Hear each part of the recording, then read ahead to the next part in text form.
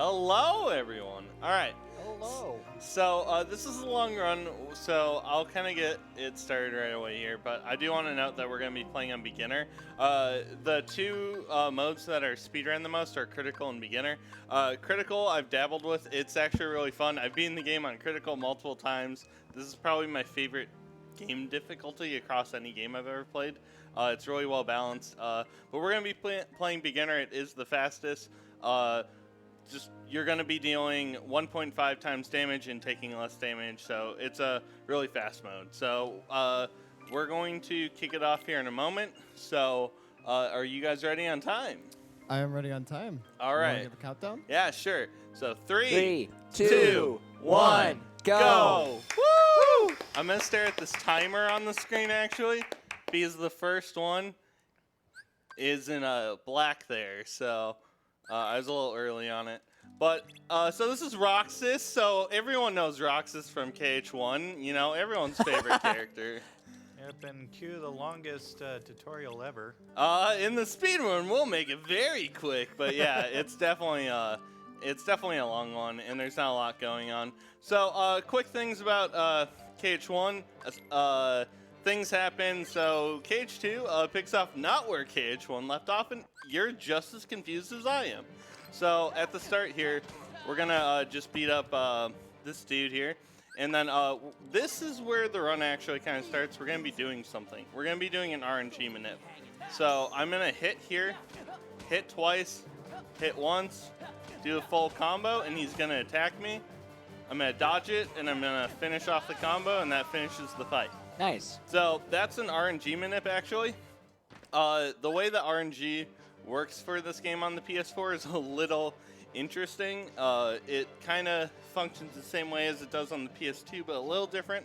But long story short, RNG is a little bit predictable, and this early on in the game, as long as you combo things correctly, you can manipulate. So if this dust goes up in the air and does an upside down walk, I did it correct. I did not. Oh, wait, never mind. That was interesting. So a lot of times with the AI, especially like one of the reasons why this game really is really cool as a speedrun is like, yeah, you have your set amount of strats that you do, but a lot of them you kind of are like, okay, so the enemy moved this way, so that means I have to do this strat. And it's very much like learning how to do multiple versions of multiple different strats to make it all work together. And like, I think just the Kingdom Hearts community just does a really good job at showing how like to use literally anything and everything. Where's this? Wait, oh. Oh, just so you guys know, we're actually playing Tony Hawk's Pro Skater. Yeah, and that's going to be really key right here, actually. So, we're down on our luck, so we're going to get a job. You know, we're going to contribute to society. All right, so we're going to deliver a letter to a dove. And was this good? It was okay. 833 is not bad. Yeah, it's not terrible. So that's enough contributing to society. Let's go back to being a degenerate and skating instead. We earned 50 money. That's about all we need. Yeah. So, yeah, the currency in this game is money, which is spelled M-U-N-N-Y. Money. Mooney. Yeah, I Square Enix things, I don't know why they worded it that way and why they suddenly, the creativity department was just like, we're going to come up with this elaborate story, but we forgot a currency system. Let's respell money, and we're fine. So the RNG manip continues into this dusk. So, yep, you should walk forward and just do this hopping sort of thing. So, yeah, I did actually get the RNG manip.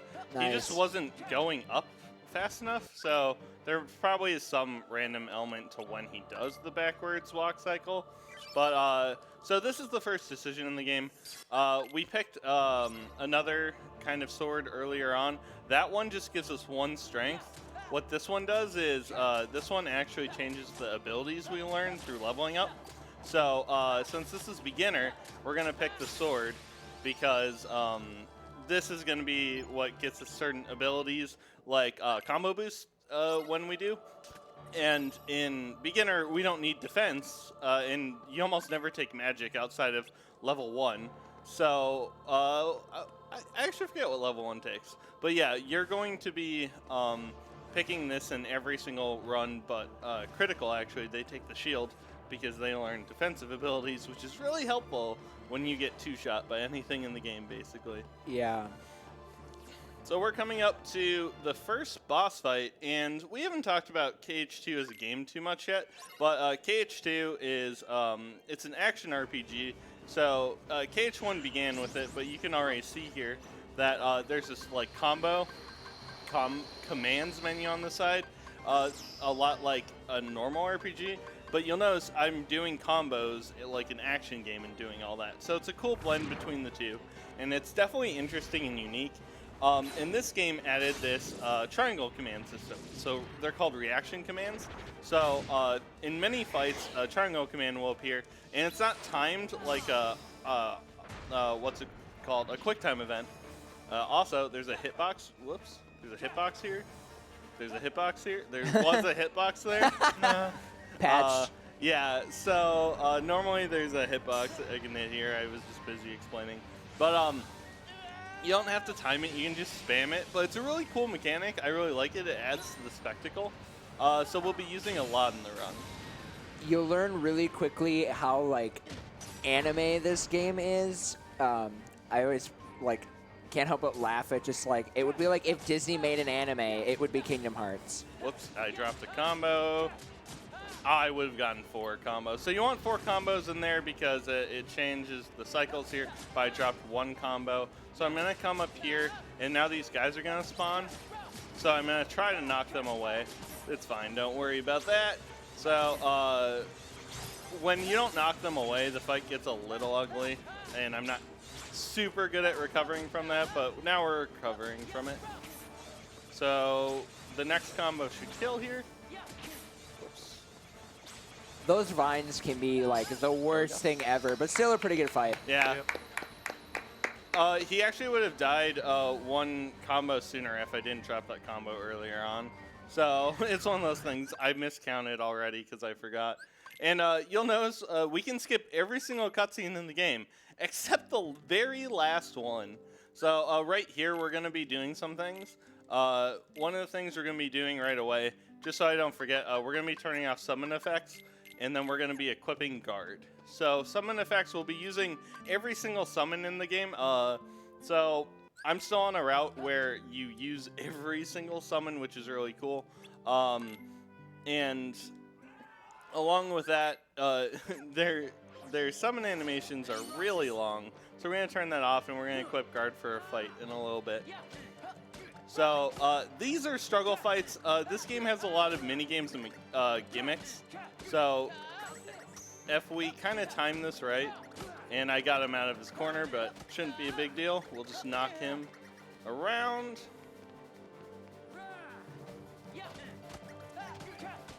This Hainer struggle can be kind of a really big reset point because a lot of times if Hainer doesn't cooperate, even though he's supposed to be our friend and he's supposed to help us out with getting through the speedrun, he really doesn't like to do that. And this, you'll notice, is like a timed fight, right? But if we get all the orbs, we can end it early, which is a big part of, like, the run. So I should be able to end it a little early. Oh, never mind. Oh. The next one is VV, which is harder to do perfectly, but I actually think it's a little easier to end early. So that's Hainer. You can end it with like 30 seconds left really easily, as long as you don't let him get out of the corner, but I was a little too far left on one of the combos, so he kind of escaped out. So this is the hardest one to do perfectly. So we're going to begin with a combo, and then I'm going to mash guard, and then we're going to do a full combo here, and then we're just going to let him attack. This is kind of safety strat. And now, as long as we only do 1 hit, we can stagger. And now, VV is kind of... Oh, VV is at this point now where if I do 1 more combo, VV will be stunned. So if I get it down to about 20 here, I'll be able to stun. Nice. And then pick up all the orbs. Sweet. So you can do that quite a bit faster, but I just ended a little bit early because Vivi likes to break out of that combo pretty. Oh, also, Hey, we got a trophy. I made a new account for this, so we'll be getting trophies through the whole thing. So that's fun. You'll notice that the way that I handle these enemies changes throughout the run. So enemies will level up as like you level up as like the normal part of the design. Like they're no longer level 1. So they're gonna take different hits depending on where we are in the run.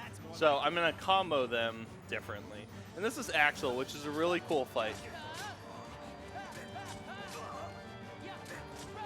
I'm gonna mash guard, and then 2 more combos is gonna kill him. Oh, and he interrupted me.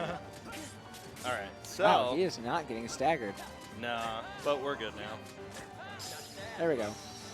So slow fight, but. So Roxas has been going like pretty poorly, I'd say. But it's still going okay, I would say, I guess. But Roxas World is almost over, and we have the hardest fight in the entire game. So this dude right here is just too strong, so we're just gonna let him beat us up. Also, you can go in first-person mode. I think you can do this in KH2 original too. Yep, you can. I remember once I tried to do a full first-person playthrough.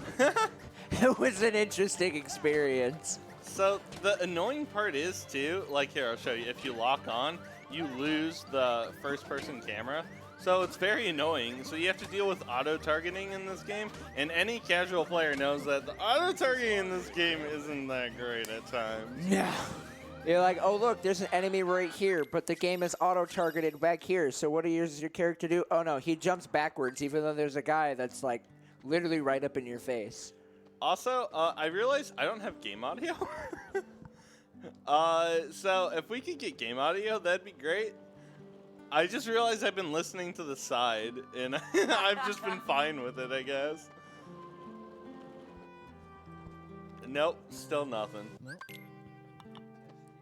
That's interesting. Yeah. Do you have game audio? Yeah, I've got game audio. Okay, I have game audio now, thank you. Oh, that's so much better. KH2 has really good music, too. It really does. And, like, the music for this is different than it originally is on PS2, because this is, like, a HD remaster, essentially, of KH2. And so they even, like, went through and I don't know if there was any song that they didn't at least make some sort of a slight remix to. Yeah, I think they were all changed.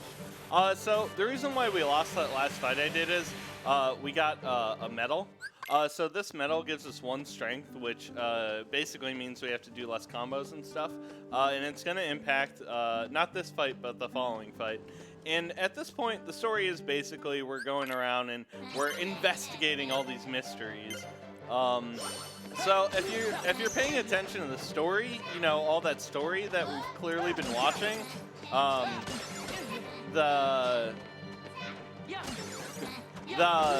there's some weird things going on here. Like, now there's a bunch of EVs going around. And SudoTrainer likes to break the TV all the time, so we're going to get a lot of TV static because he breaks the game way too much. All right, don't hit. All right. So those are really bad VV clones. They're completely random. But it's still super interesting. I should also make sure I can view my notes at some point. Roxas World doesn't have too much here. Yeah, the Roxas section is really chill in the speedrun.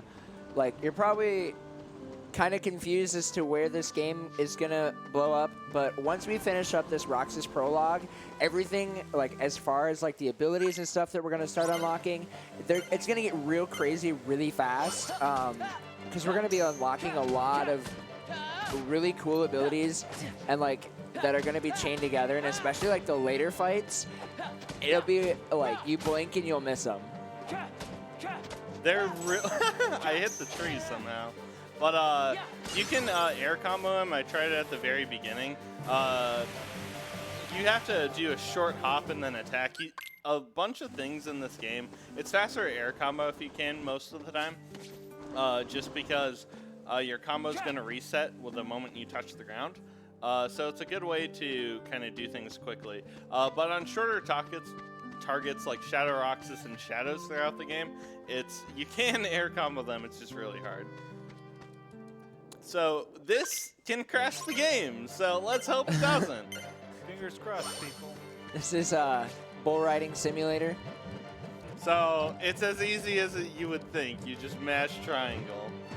And the reason it can crash for whatever reason, if the game ends while you're jumping over a trash can, I think if you're mashing triangle fast enough or something, it can crash. So I've had it crash once, like a really long time ago, and it never came back, and we're good. Yeah, it's very uncommon for the crash, unless you're like grinding this game out like crazy, then you'll probably experience the crash more. But I know that this game can be kind of a really long grind, especially like when you have moments like Roxas where it's just super chill and you can, you know, eat a little bit of popcorn or something while you're doing this part of the run. It can be a little bit like hard to reset, but you know, again, even still, it's a great run once we get past the Roxas section. Yeah, this game is probably one of my favorite speed games. It's a great one to watch, and there's a ton of categories for it. This actually has one of the best platinum percent like runs out there, I think. So where you unlock the platinum trophy. There's a lot of downtime, but there's so much to this game that you don't see in a normal run, and the platinum speedruns are just really fun. Yeah. Because you can platinum this game in, I think world record is like 11 and a half hours or something like that. So it's really fast. It's really fast. And to do plat trophy, that pretty much means like you're getting anything and everything, right? Yeah. You have to complete Jiminy's journal and do extra things and all that. And it's so insanely routed out and detailed. That's just really cool. So we're going to do 1, 2, and then a full combo. And we parried him. And then what I want to do is I want to dodge and try to hit him. So we're going to wait a moment. The timing on those. So these nobodies are called assassins, and the timing on that, whether you're a casual player or a speedrunner, is so hard. And if like we actually got really lucky there, because like there are times where those nobodies will just chain They'll combo you, yeah, for so long. And it can be so frustrating. And it's one of those things we want to go fast, right? So you want to do it right away. So I tried to time it, and I was just a moment early. So you can play safe a little bit and wait until he's already started the attack, but obviously that's a little slower. So Roxas is obsessed with going to this mansion, and we're finally just going to go investigate it. So this is going to be the kind of end of the Roxas section, and Roxas section ends with actually one really hard fight, and it's not the fight you'd expect. Up till this point, it's been pretty chill. We're just kind of running back and forth. Also, I'm sorry to all the people that love collecting everything, because I'm going to run past almost every chest in this entire game. If we were doing Jiminy's Journal, then yeah, we would get all the chests. But Jiminy's Journal is a really long run. Yeah, it's like only... I think it's like an hour faster than Platinum, and the only difference between Platinum is you basically have to do gummy missions as well on top of Jiminy's Journal. Whoops. Hey, Roxas, stop. It's not an arm day. Parkour. Yeah. Hardcore parkour. Yeah, that's an interesting thing. These characters are like 15, 16 years old that we're going to be controlling, but yet you're going to see them just be doing a lot of casual backflips, and they're like professional gymnasts all at the same time as just being these like high school kids. So this might seem weird because it's probably not that fast, right? But these guys can act so random, it's actually just better to reversal them, get a few hits on all of them, and then go into the air combos. So we have the same guys as before. So, okay. And that is really lucky. No! Okay, that's okay. He self-destructed. It's fine. He didn't hit me, so we're good. Oh. All right, there we go. That was a good fight. Yeah, that was actually really good. And the self-destruction, you don't get XP for it, but at this point in the game, they're worth like 5 XP. It's like nothing. So this fight's really cool. So we're going to get 2 Keyblades here. And because of 2 Keyblades, we're going to see this mechanic later. We can do some different combos. So we can end combos early now by pressing square. So if we do that, we get this really cool fight. Also, how did he not jump up? What? I hit him with the reaction command. How did he DM me with that? That's so weird. That has never happened before, that's for sure. But even still, that fight was really good. Okay. Also, in the cutscene right before this fight, so like normally Roxas like sticks his hand out and the Keyblade like summons, but in this instance, Roxas just pulls these Keyblades out of his jacket. And he doesn't even really like pull them out, he just like he like pulls them out of his armpits. I don't really know why. It's so random and weird. It's anime. Exactly. So, everybody say goodbye to Roxas, because Bye, we're done with Roxas. Roxas. All right, so we're going to do a couple things here. We're going to steal all of Donald's items. I'm actually going to leave Goofy's on. You can take them off as well. But I'm going to leave him on to Goofy because it's the marathon. Every now and again, he'll potion.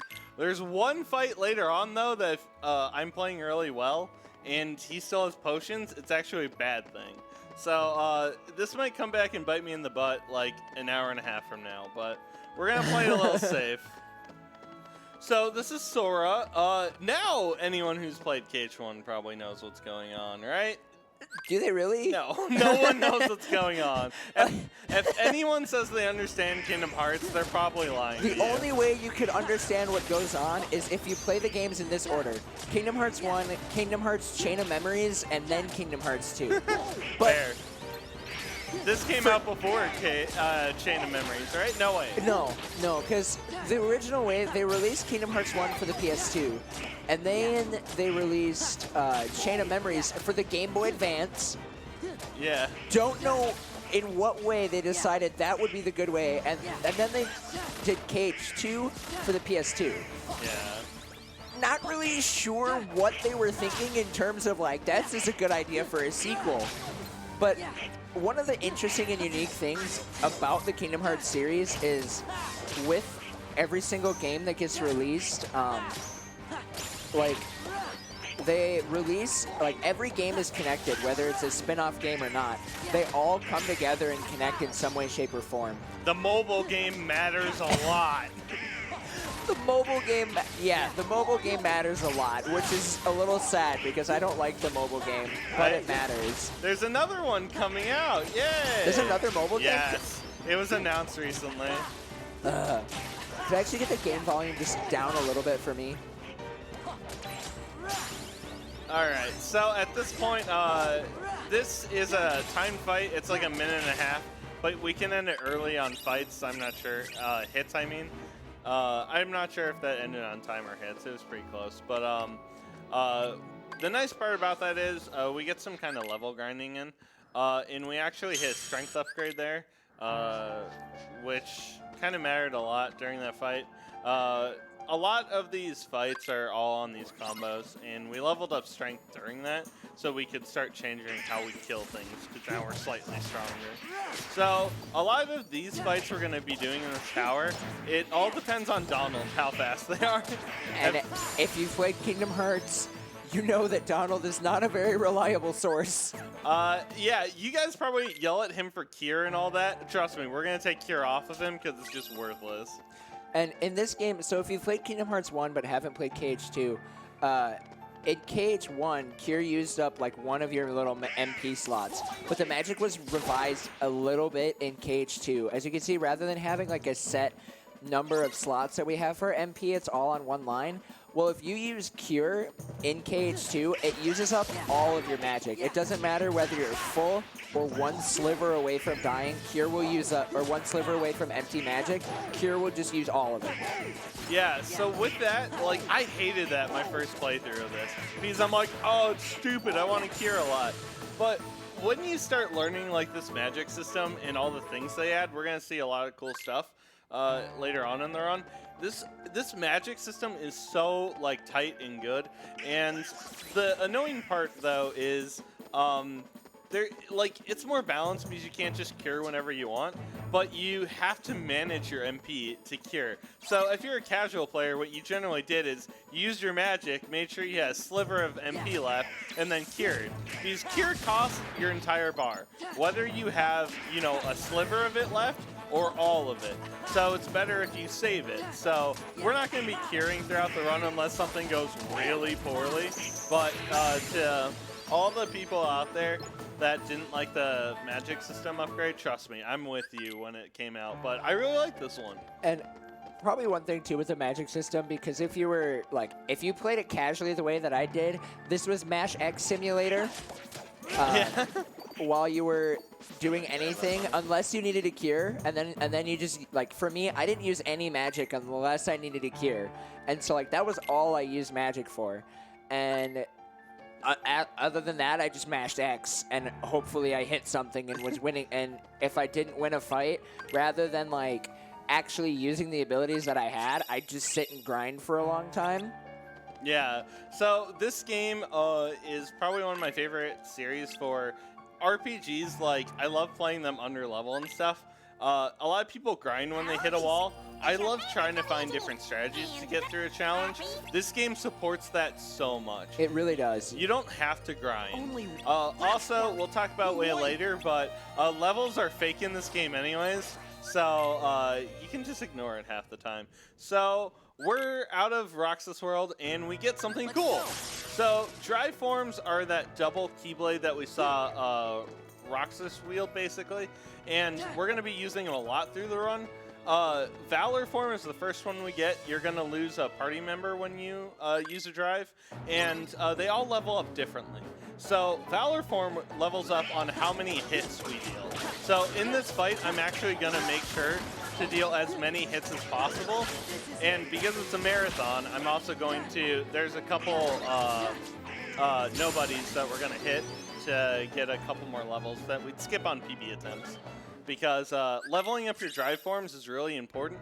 They're going to last longer and get you more abilities, which we'll talk about later. Also, I'm picking up money, making sure we pick up enough because of the marathon and all that. Money's good because we can get more ethers for more safety stuff. Because if anything goes wrong, you want extra money. Yeah, and you're definitely going to notice how, as the run goes on, we're going to be getting, like, as the run goes on, we're going to be getting a lot more magic, and our magic is going to be getting stronger. And so we're going to be utilizing magic in so many different ways, and that's why ethers are our primary item that we're going to be using, just for the sole purpose of we use ethers a lot because we use a lot of magic. Like, you'll learn really quickly that we're going to be using a lot of magic and chaining a lot of it together, and it's just gonna get crazy. So this fight is called Bailey. It's probably every runner's least favorite because this is something that can kill your runs. So we have this like defense system. That's that white light that's kind of around, but that's really annoying because it knocks people around. We're also gonna do this reaction command, so I have to kind of watch. Dual Stance is honestly probably my favorite reaction command because it's so dramatic, and it reminds me of like watching like Teenage Mutant Ninja Turtles as a kid when the fight would just come down to them like jumping across each other, and then or an anime where they just all just jump across each other and only one of them comes out of that strike. So this is our first use of magic. We're gonna use Blizzard here. So this was actually a really good Bailey. So that's great. So Leon there in the defense system can just wreck that fight because if they knock him around, you can miss those reaction commands. And every single time we did dual stance, we killed like three to six like nobodies died because of that one reaction command. So it's really powerful.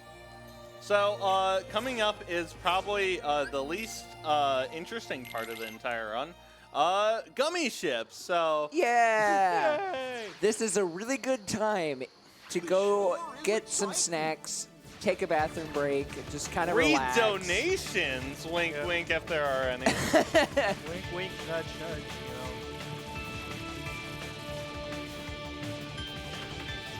you know. Hello? Hello. Hello. So, there are no donations currently. Yeah. That means that viewers, all of you out there, you need to get some donations in. Remember, every dollar that you donate can be put towards tormenting the runner with Kirby. Someone will get to throw it at the runner. It's a nice little $1 donation. Remember, every dollar counts. And again, we are raising money for CarbonFund.org Foundation. CarbonFund.org's mission is to make the world carbon neutral, and it is a leader in the fight against climate change. CarbonFund.org works with individuals, organizations, and businesses to make going carbon neutral simple and effective. CarbonFund.org is a supporter of numerous green projects such as renewable energy and tree planting. To date, CarbonFund.org has supported over 180 projects and has planted 1 million trees along the way. So get your donations in, and in fact, just like that, Like magic. yes, like magic, we have a $20 donation from Roma45100, who says, "Good, you that I lost my bet on Shenmue, here's my pledge." Woo! I would not say thank you to Gooby who won or to Flying Marlin who lost. This is for Marquis Stan. We'll give you a magnificent presentation of the French language. Long live at Baguette.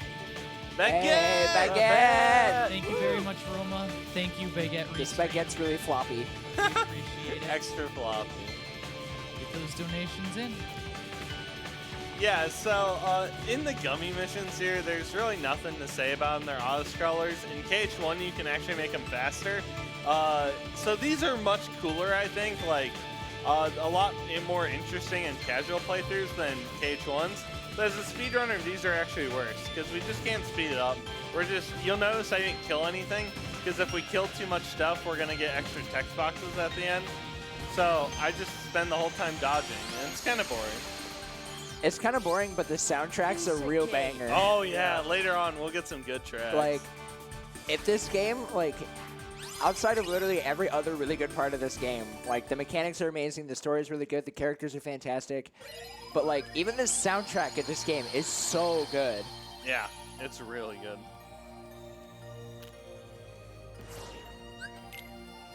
So we're gonna go to Land of Dragons here. One of the first things I'm gonna do is do that, and then we're gonna actually steal our items from our party members, and then I'm gonna take off guard and combo boost, and we're actually gonna activate tutorials here. Tutorials are forced at some point, but if you already see them, they're not gonna insta prompt you later. So that prompt saves us 2 prompts later, basically. So it's just faster to do it right then and there while we're in the menu too. So we're gonna go into Valor form here, and then I want to deal as many hits as possible in this fight, then it's immediately gonna train into the next fight here. So I'm not gonna be, remember I said I can end combos early? I'm actually not gonna be doing that a lot, because we're gonna want the tiny hits that deal less damage just to level up Valor. And Ping is really bad there.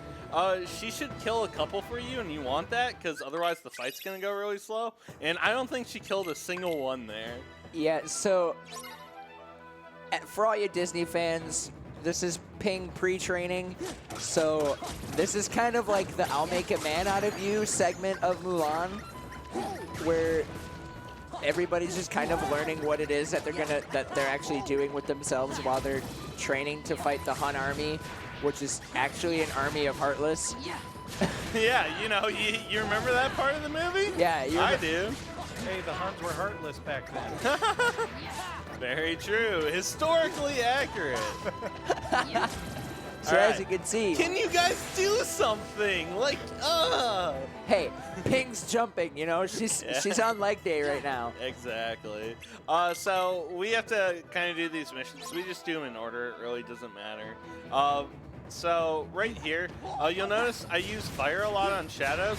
So shadows can actually like chain going down. Like they'll come up from being underground and they'll just instantly go back again, which can be super slow and annoying. So we're gonna use fire to try to catch them, because fire actually hits on every frame.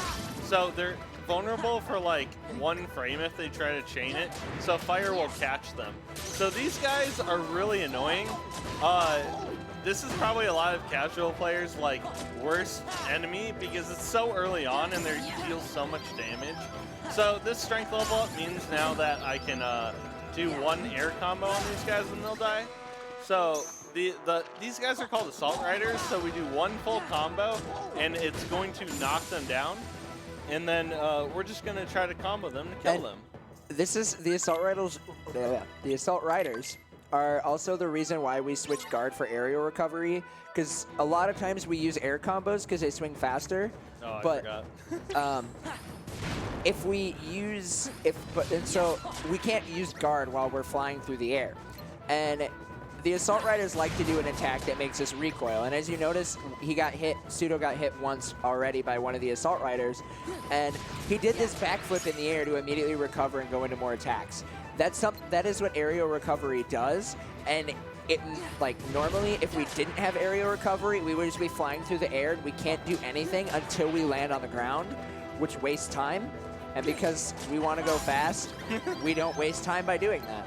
All right, so we're going to be doing something cool here if Goofy doesn't mess it up. Let's go. Oh, what? Okay. All right. Interesting. I don't know how that thing didn't die, but you can kill the enemy with a drive explosion because it's a finisher, and I dealt 2 combos on it and it didn't die. So we're already getting the marathon weird stuff, but it's fine here. So we take Valor because it's faster, but this segment here can be really annoying because there's a lot of enemies in closed spaces. So we already got Valor kind of leveled up. So I'm going to be ending combos early here if I don't ever get uncomboed here. So we're going to do Cyclone there. That's going to bring us up here. That Cyclone actually chained together really well Yeah, to it get was you really right by the good. rocks. So yeah, that's another cool thing with the reaction command system is their reaction commands aren't just unique to boss fights. Like, a lot of enemies actually have their own unique reaction commands that you can use. So that was a really good mission. So the main reason why we wanted it, though, is because we have to go all this way. And just having the extra movement, Valor's extra movement, we're going to be using it a lot just for that. We're going to get a better drive later for movement, but at this point, it's our best kind of utility of it. And the first time I watched a speedrun of this, I'm like, why are they using a drive just to walk faster? Because that's the whole point. Like, that's all we really care about. And I got comboed there, so we're going to back off. And he did the jump, which is really good, so we can finish him off. These Heartless can be very annoying. Also, you'll notice in story-wise for this fight, there's actually a barrier right at the cave exit. And so even if Sudo tried to leave, we couldn't. So we're stuck in this fight, and we got separated from Donald and Goofy. That's why it's just Sora and Ping here. All right, And perfect. yeah, that worked out really well that Ping got hit by that. Yeah. And because, like, the area that we entered, it separated us from Goofy, our drive form resets.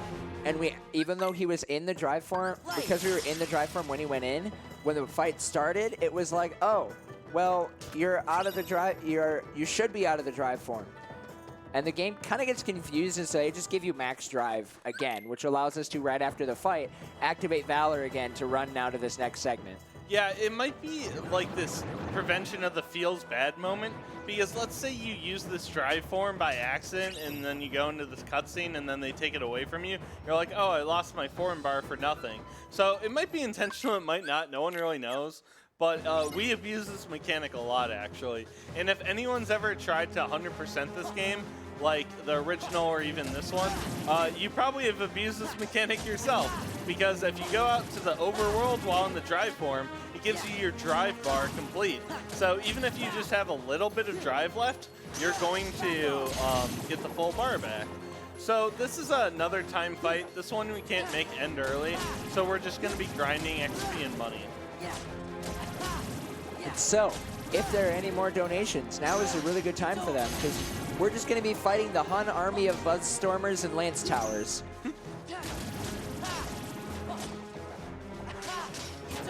Guys, I know you want to throw Kirby at SudoTrainer. And Remember, it's just $1. Put that dollar towards the Kirby donation goal. Every dollar that you donate, you get to throw another Kirby. It's definitely worth it. Other than that, there are a couple other things that you should be donating for coming up. In terms of goals, we've got the Celeste goal to play as Badeline instead of Madeline. Definitely worth it. Start donating towards that. We've got a lot of bid wars coming up as well. So, definitely the next one will be Link to the Past One Mind as the Sprite bid war. You can donate to have Link, and remember the top 2 are selected. So 2 will advance to have their Link sprites play as Bullet Bill, Link, Pikachu, Samus, Sora, or Zelda. Ooh, Sora. Yeah, get some.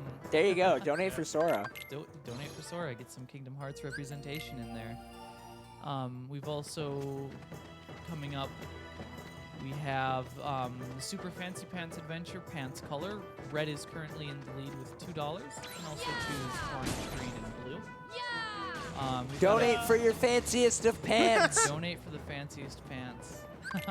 We've got a Celeste file name bid war, which there are no donations in for. So again, just $1 can give you the opportunity to choose a good file name for it. We've got Fate of Timmy, and many, many more. Again, with the big grand finale Pokemon Sword and Shield trainer name. Keep donating towards Lapras. That's the one I want to see. All right. Wow, those bolt towers were not nice. Yeah. Hiya! So, if you guys didn't notice, Ping has, so at this point in this story, Ping has been outed that she's not a man. And so with the way that the Chinese history lore works in this, is that if you were a woman and you fought in the army, that was not good.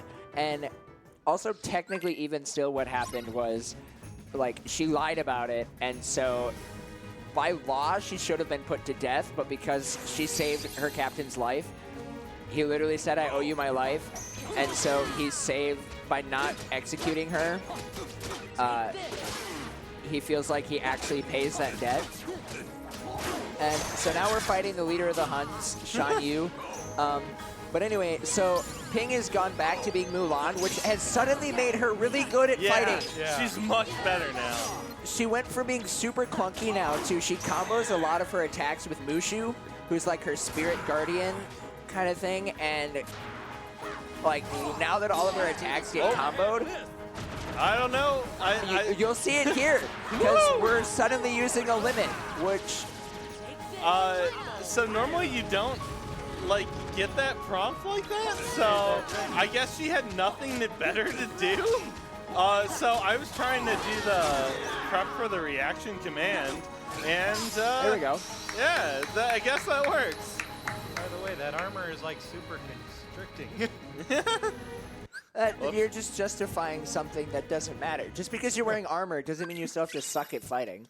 I mean, have you heard of samurais? That world was very interesting. Let's hope that continues. That makes the run fun. Yeah, it was a lot of interesting things. All right, it's time for another gummy mission. This one's actually hard, though. It's legit Yeah, the hardest this one one. is hard.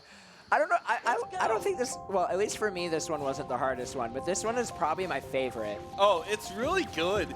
And the only reason it's hard as like the speedrun is you're supposed to go to the other 2 worlds first, right? That's so true, yeah. We have like the base ship basically because we didn't kill a lot. If you play like casually, you'll have like 3 other ships for this. And all of them are better than this one. And this one's not really tanky and can't kill things very quickly.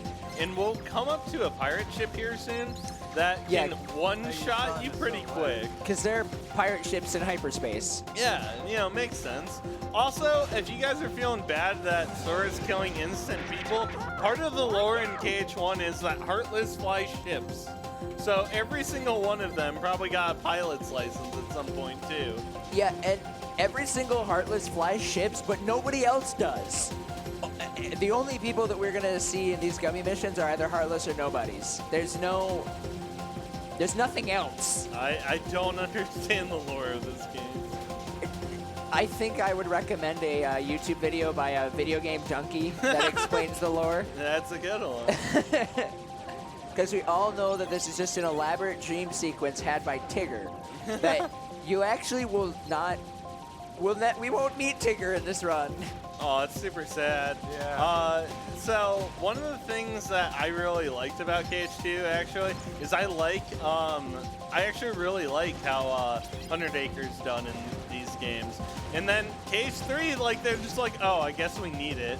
So like KH3 is really good overall, but one of the things I absolutely hate is what they did to 100 Acre in KH3.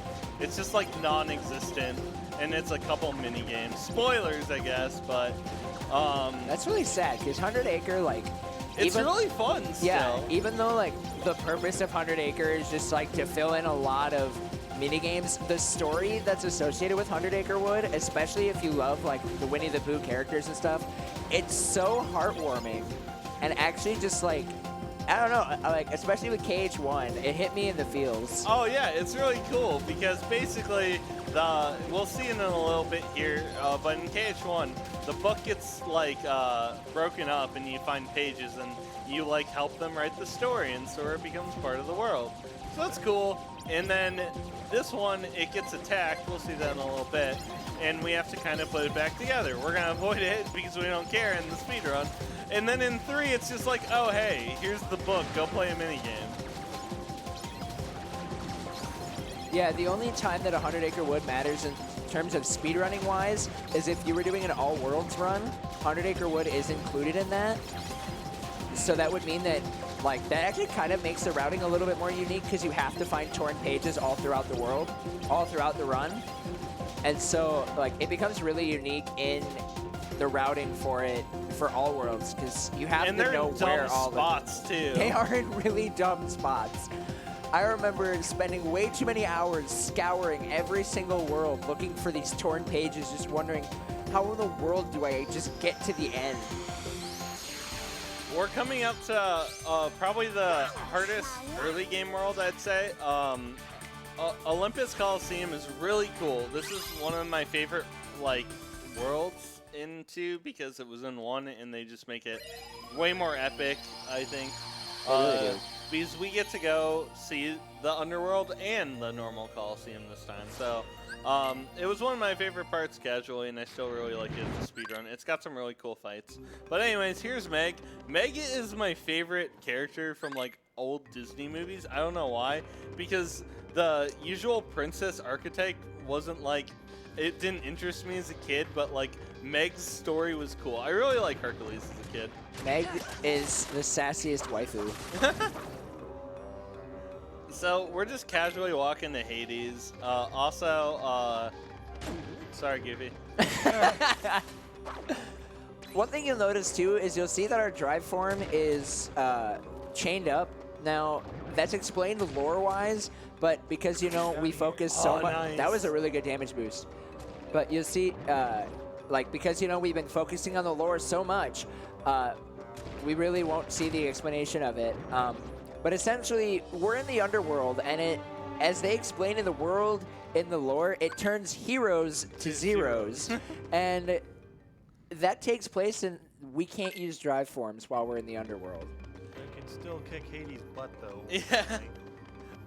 Yeah, as part of the game, like, I really like KH2 for that. I feel like they took the stories of whatever the source matter is and tried to incorporate that into the mechanics. Yeah. So it's very gimmick. Oh, well, okay. Nice. I still got it. Got a couple of damage. Getting it, like, even one damage boost can be really hard.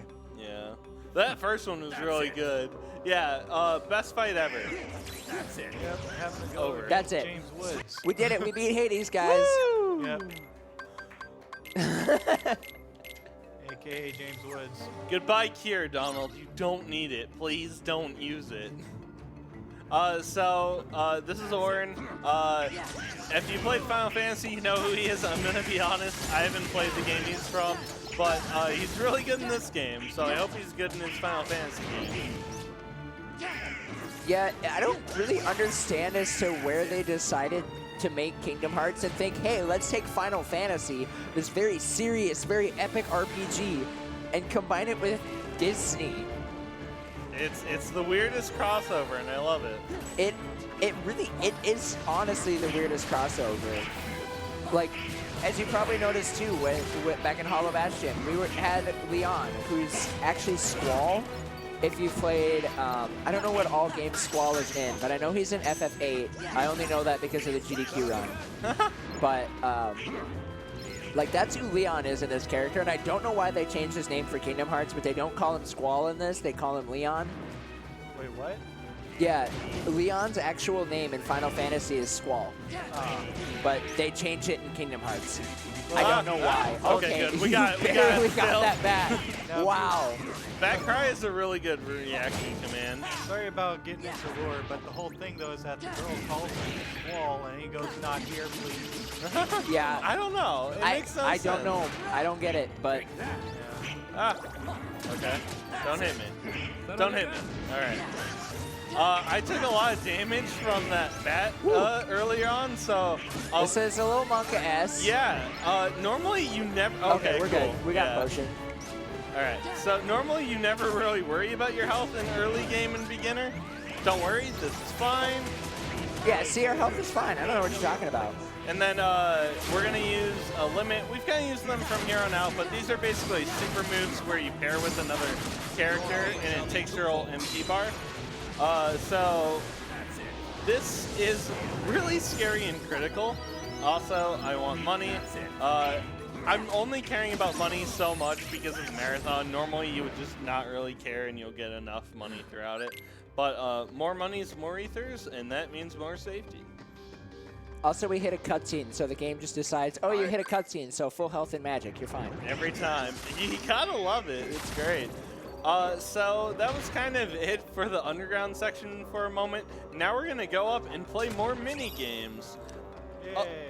One of the things you'll see me collecting a lot of is the ethers and other MP healing items. And then we're also gonna pick up AP boosts. So in this game, we're equipping a bunch of abilities like aerial recovery, which was explained before, is an ability. We need the correct amount of AP points to equip them. And in critical, one reason why I love that category, or the game in general for that, is you get 50 AP at the start of the game just for playing on critical because it's harder, right? So that should make it a little easier and they give you more abilities. Well, beginner doesn't get that, and we want all these abilities, so we have to route in a bunch of chests. So one strat you can do on this fight is actually to purposely die. I'm not going to be doing that strat, so I'm going to be doing this fast and like a more casual way. So when you die, you actually can get Mickey. There's a mechanic where if you die in certain boss fights, Mickey will come and save you. It's really cool, but we're not going to see in this speedrun if I do my job correctly, but there's a chance that we'll see it. So normally in harder, like critical route, you'll use Mickey here because it's just not worth trying to fight this guy by yourself. Mickey's way stronger, so this is kind of the strat if you don't want to die. Yeah, I know the Mickey strat is specifically used in crit, because I don't think you can die as Mickey. I might be wrong. If you die as Mickey, you just revive Sora. I've Oh, had that's it, right. I've had Yeah. it before where like Mickey comes out and in the later of the game he's not that good, so he can just kind of get one shot. I don't want that reaction command again because it's going to take a really long time, and all I have to do is do one more combo. Oh! Oh, no. What? So an Got odd it, thing yeah. about Kingdom Hearts 2 in Yeah. regards to the others is you have to end every single fight on either a finisher or a magic spell. Yeah. It's so annoying. They don't do this in any other Kingdom Hearts game, to my knowledge. And I think it's like the worst part about it. Like, I get it. You don't want you want that spectacle ending, but it's just really annoying and it makes no sense. And it's really frustrating as a casual player. I'm like, why isn't he dead? I don't understand. Because I'm only hitting him once. So we're gonna go Valor form for literally 2 rooms, and both of them are really short. Valor form is just faster movement, and there's this kind of mechanic of anti-points. So if you played casually, you can get this like anti-Sora drive instead of the one you're trying to get. And we don't want that as a speedrun. That was really good, by the way. We need these little orbs to end these mini games. Perfect. That was really good. Good practice mode. Holy Yeah. cow. We can clap for that. It's okay. And then we have to do this, the harder one, which is actually much easier than the other one. So before we try to pick up these orbs, in this one we just want to break as many urns as possible because, well, we'll see it when it happens. But I'm not going to worry about picking up orbs. So far this has been really bad though. We need to break a lot very quickly now because the start of it. So this is why auto target is really bad, and normally we would end it right about now, but I kind of wasn't angling my camera the best, and you can see here that I'm literally trying to angle and it's just not working. But what we're gonna do is grab this big one here. He gives ones that are worth 10 points if you knock him around, so you just want to spawn that big one as soon as possible. And if you smack the big urn into the smaller ones, then it will actually break the smaller ones and they will drop 10 as well. Because I know when I did this casually, like, it took me forever because I didn't realize that that was something you could do. So I just kept running around breaking so many urns after urns after urns, just hoping that I would get the good spawn. And then it was like, no, you don't actually get the good spawn because you're not doing it properly. And I'd be like, oh. Yeah, it's such a weird thing. There's so many mechanics in these minigames that just are not intuitive, that are never explained. Also, that was Hercules fighting the Hydra. That's not important at all. No, he can't do his job, so we're gonna have to do it for him in a little bit here. Yeah, he only knocks it out. So we're gonna casually walk to Hades again, basically, and we're gonna soon meet my least favorite character. And no, it's not Demix. It's not Demix. It's not Demix. Oh, you scared me there for a second. I love Demix. Oh my gosh.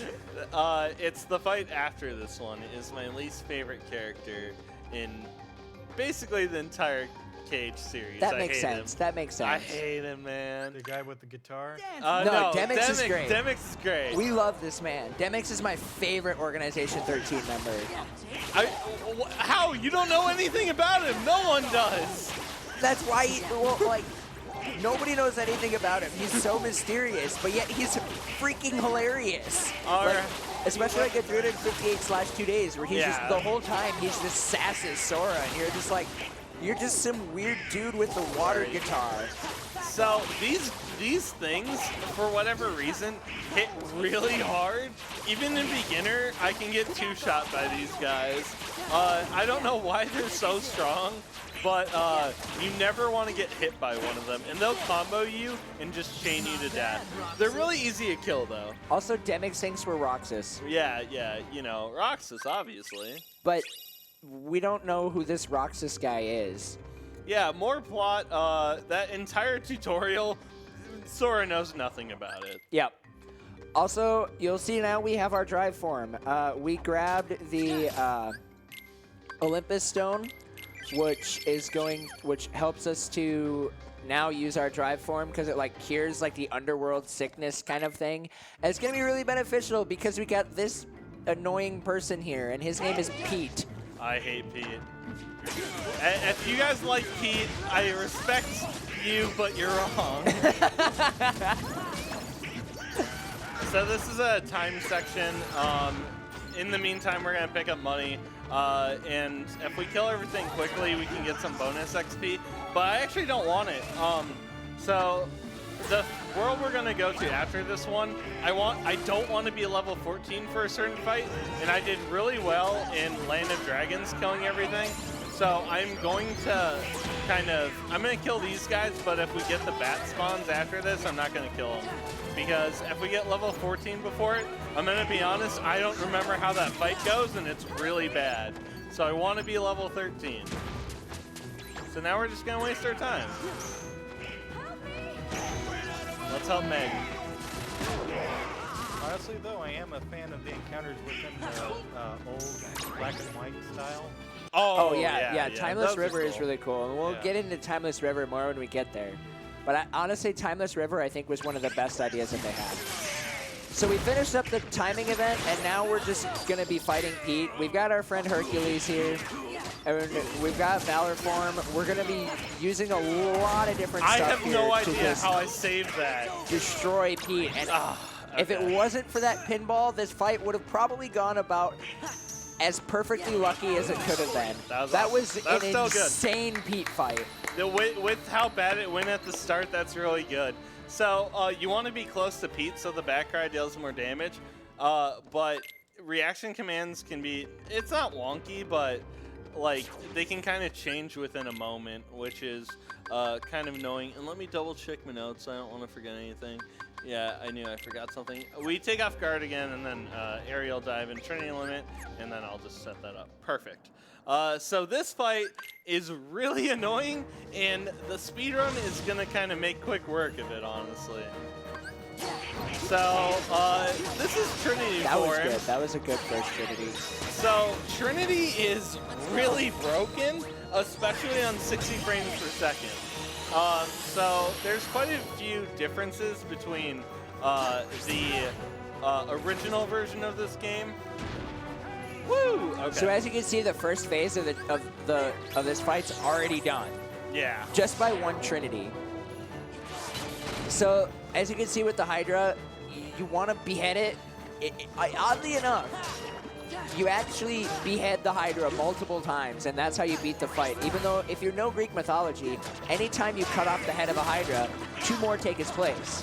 But yet, in this game, we're just going to continue to behead it, and it's just, eventually, it'll just stop reproducing heads. Because it's Disney. Come on. Exactly. So we're going to use another Trinity here. Got a good head. Nice. Wait a moment, do this, and then we're gonna hit this, and then the heads are gonna come down as we start it and deal a lot of damage. Did I get a good head pattern? Yes, okay. Nice. Oh, no, don't do Okay. it. Not no, like don't this. do it. Not like this. Okay, we Okay. already missed it. So if you're good here and you don't get hit by an orb that I didn't see, you can end that fight there. So we didn't, so we're gonna do this here, and we're gonna redo what we did before. And I'm gonna do this. I think I saved this properly. That should kill it. That should kill it. Yeah, sweet. So that's the backup. You get 2 ethers even in PB attempts. So you have ethers. You're fine wasting them. It's routed in, so it's not a big deal. Yeah, and that's where the ethers come in handy, because, like, you need to know how to back up everything. And the ethers are primarily, we get a lot of the ethers primarily just so we can back everything up. Yeah. We'll need them particularly for like a couple fights, but really it's mostly Hey, wait a minute. some backups and things like that. And even if you don't have them, the fights are slower. Almost every single fight in this game has a backup too. Crit way less, obviously, what's because it's up. harder. But in beginner, you can. Whoops! Why like- was I mashing? I was like, I was wondering, like, are you gonna skip the cutscene? So I didn't want to question. me? I didn't really want to. Oh, what is happening? So Oh, boy. when you're in the ship, those are the only cutscenes you can't skip. For whatever reason, I think it's because of some, like, the models actually exist, and you're just in the overworld. I think they're just do something weird with those cutscenes, so you can't skip them. So I'm used to just mashing for there, and I wasn't paying attention. Okay, so we're gonna kill these 3 shadows. And then I'm going to do Trinity limit. I'm going to get this, and then we're going to end it, and this should end the fight. That, again, like, the way that Trinity works is you have 3 different combos that you can use. They work really well for single target and area of effect stuff. Like, he used Major Drive, which gives a lot of area of effect damage that you can do, and that ends that fight so quickly. And then because we're going into cutscenes, we already have a full magic bar again.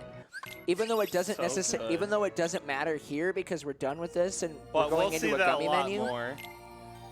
Like we abuse that so much. Here's one thing I'd like to ask you guys. Since there's so many Keyblades, which one is your guys' favorite to play? Ultimate. Oh, that's my favorite Keyblade. Ultimate but, that's but so. my favorite game is this one.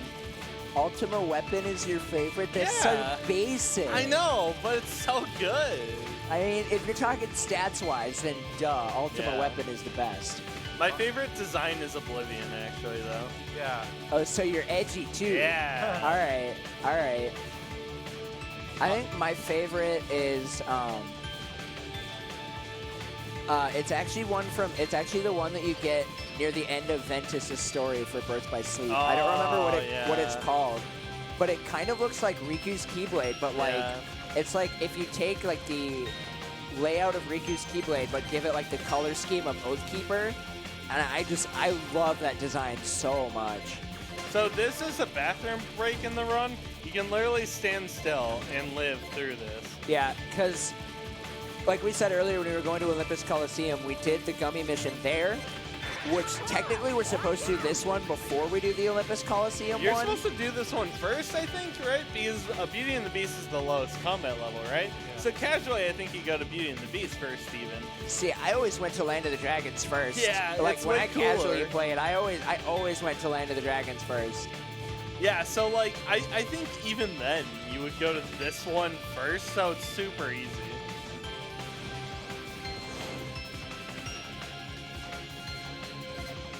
One interesting thing about the Platinum runs and the ones that actually do gummy missions is that you have to optimize all these really well because you don't want to redo them. They're so long. So a big portion of the run is making sure that you never miss one. So this is an odd colored unit. So if you kill it, I would get a gummy piece that you could upgrade your ship with. And those are what you need for like the Platinum run. And you can't really miss them. If you do a pass and you miss one of the key items you need, that's like 5 minutes lost to just doing it again. Because you have to complete the whole mission. You can't just go get the thing and then be done. Also, this guy can be annoying, so it's just better to kind of cripple him. You don't want to kill him because he'll do like a super attack, and you just kind of... I feel bad for him, but this is like the safest way of doing it. We're just horribly wounding him and dismembering him for all except for 2 of his limbs. And we're just gonna, yeah, he's just... Bye, buddy. Bye, I'm buddy. sorry. He's getting yeet out of here. Yeah, exactly.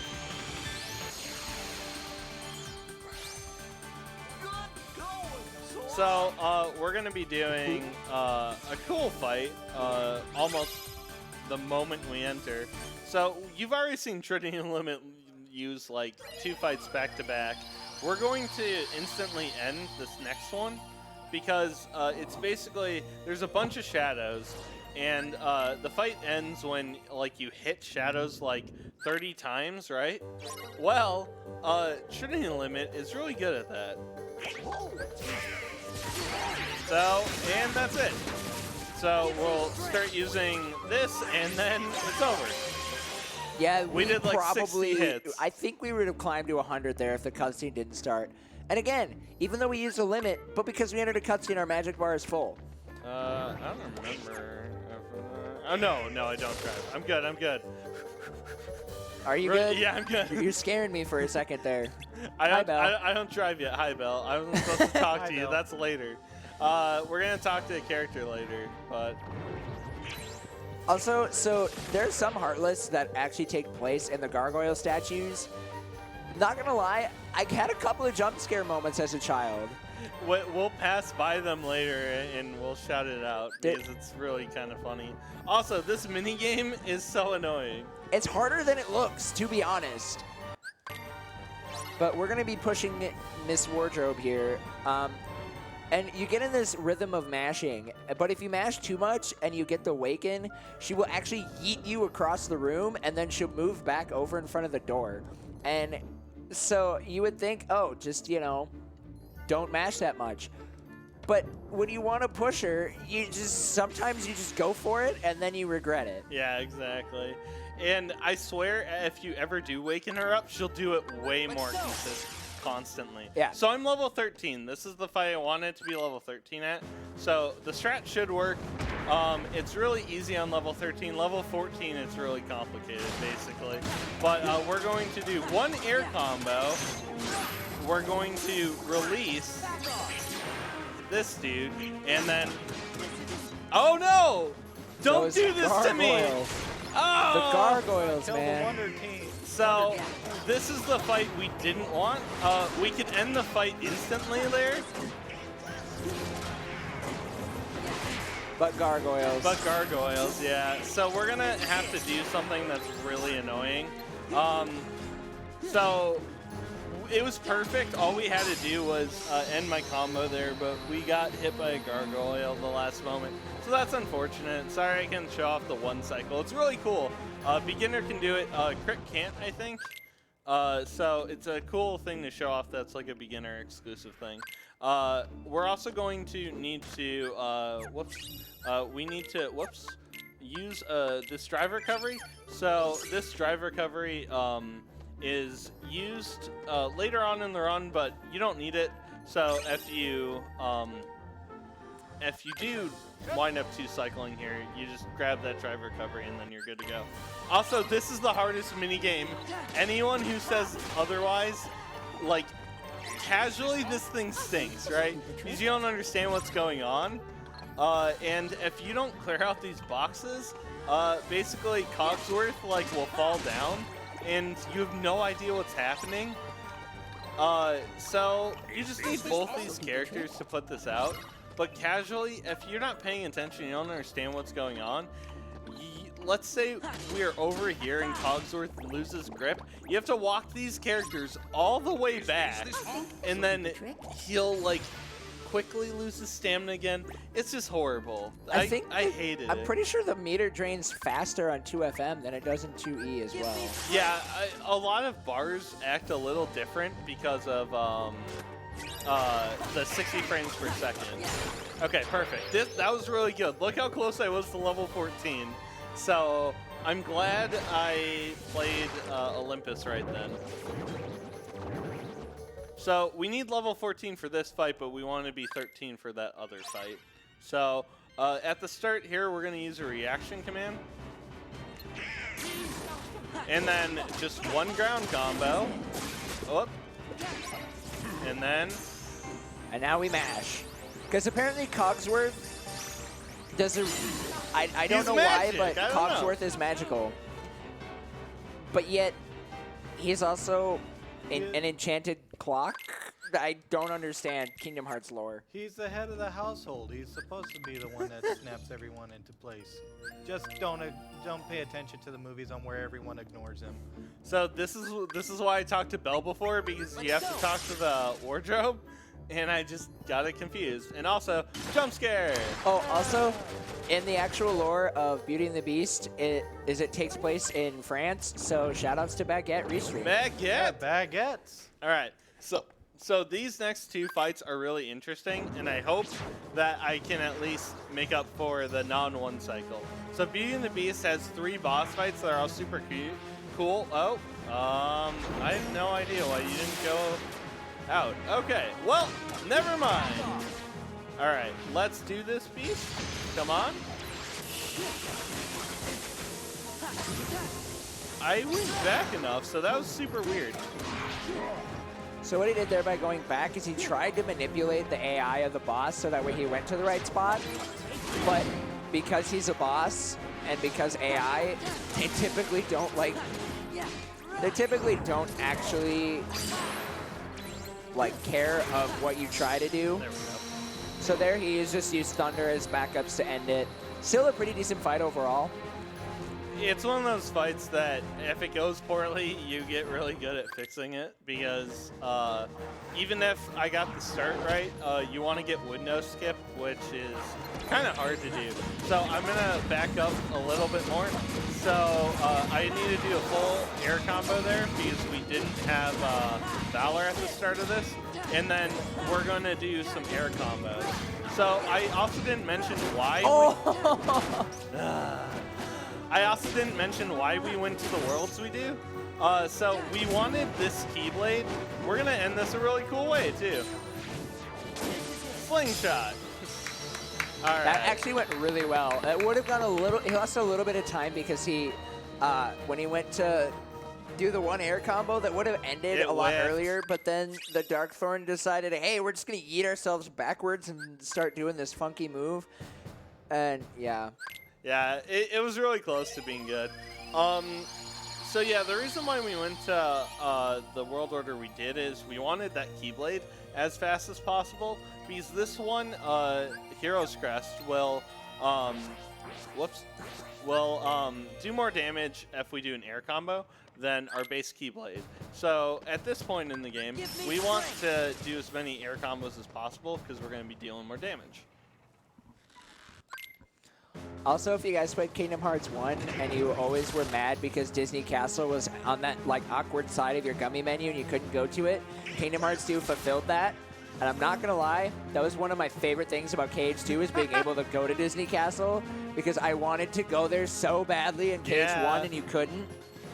It's even like modeled and all that because the cutscenes happen there. You just never actually went to it, which is really sad. So I'm gonna try one strat here. Let's hope it works. I have no idea. This is called push the mouse. So let's do it. All right. All right. So Minnie is really slow at walking. So we're gonna try to, we're gonna try to push her as far as we can. This is going really well. This looks easy, it's not, because she doesn't like to function correctly. All right, so she's out of position. These guys are spawning, so we have to end it early. But we got her a little bit further than if we just did it the casual way. Okay, come on. Come on. Let's go. All right. She got stuck on one shadow. I was hoping she would ignore it, but that's the first part of this. So Minnie's really good. She deals a lot of damage. This part is more of spectacle than anything. It's not hard even casually, but we're gonna be in this room. There's a lot of these bolt towers, so we're gonna try to pull Minnie and try to make sure she spends as much time walking as possible. She already got hit, which is bad, but we're gonna try to call her over and try to outrun her because she'll try to meet up with us, but then she'll stop moving for a bit. So this is way harder than it looks. Come on. Let's go. And you can use the Faith ability as a backup just to push the bolt towers out of the way. Because the moment Minnie gets hit, she immediately stops running. And so it's just easier if she does get hit. Come on. Come on. Come on. This way. To just use Faith to push the bolt towers out of the way.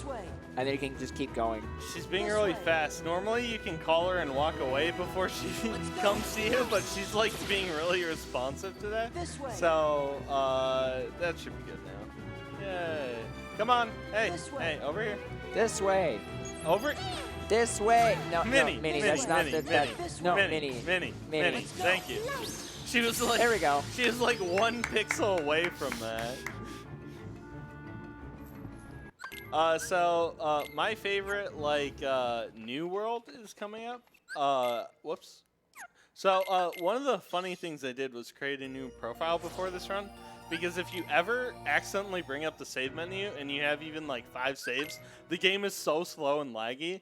So if you're ever doing real runs, you want to be on a profile with no saves, because if you ever do hit that, it's a second time loss versus like multiple seconds. So one of the reasons why, I don't know why I went the long way, but one of the reasons why I wanted to pick up so much money is because these are really important.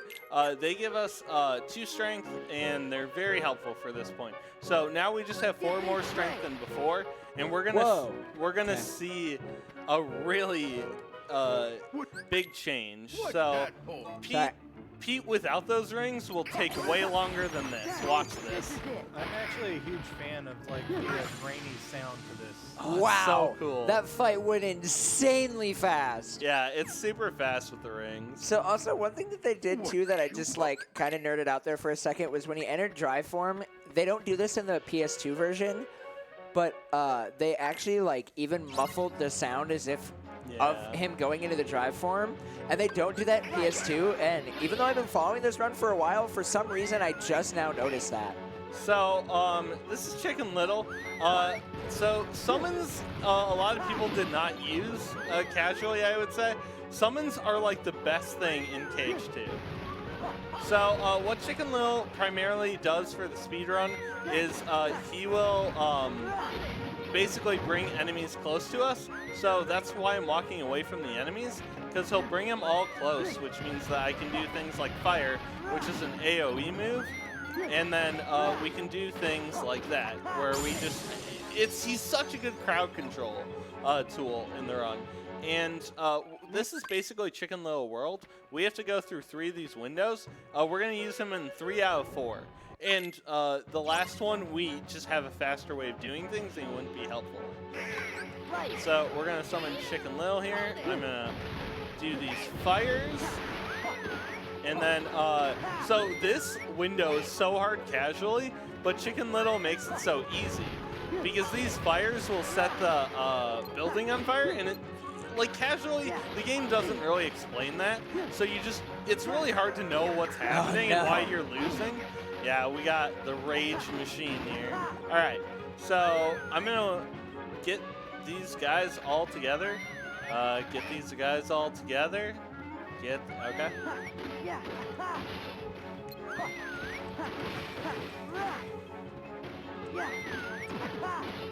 I always hated the cars. Yeah, they are not the best. All right, do it. Nice. That was decent. So, between each of the windows is one second here. I gotta remember to equip reaction boost here.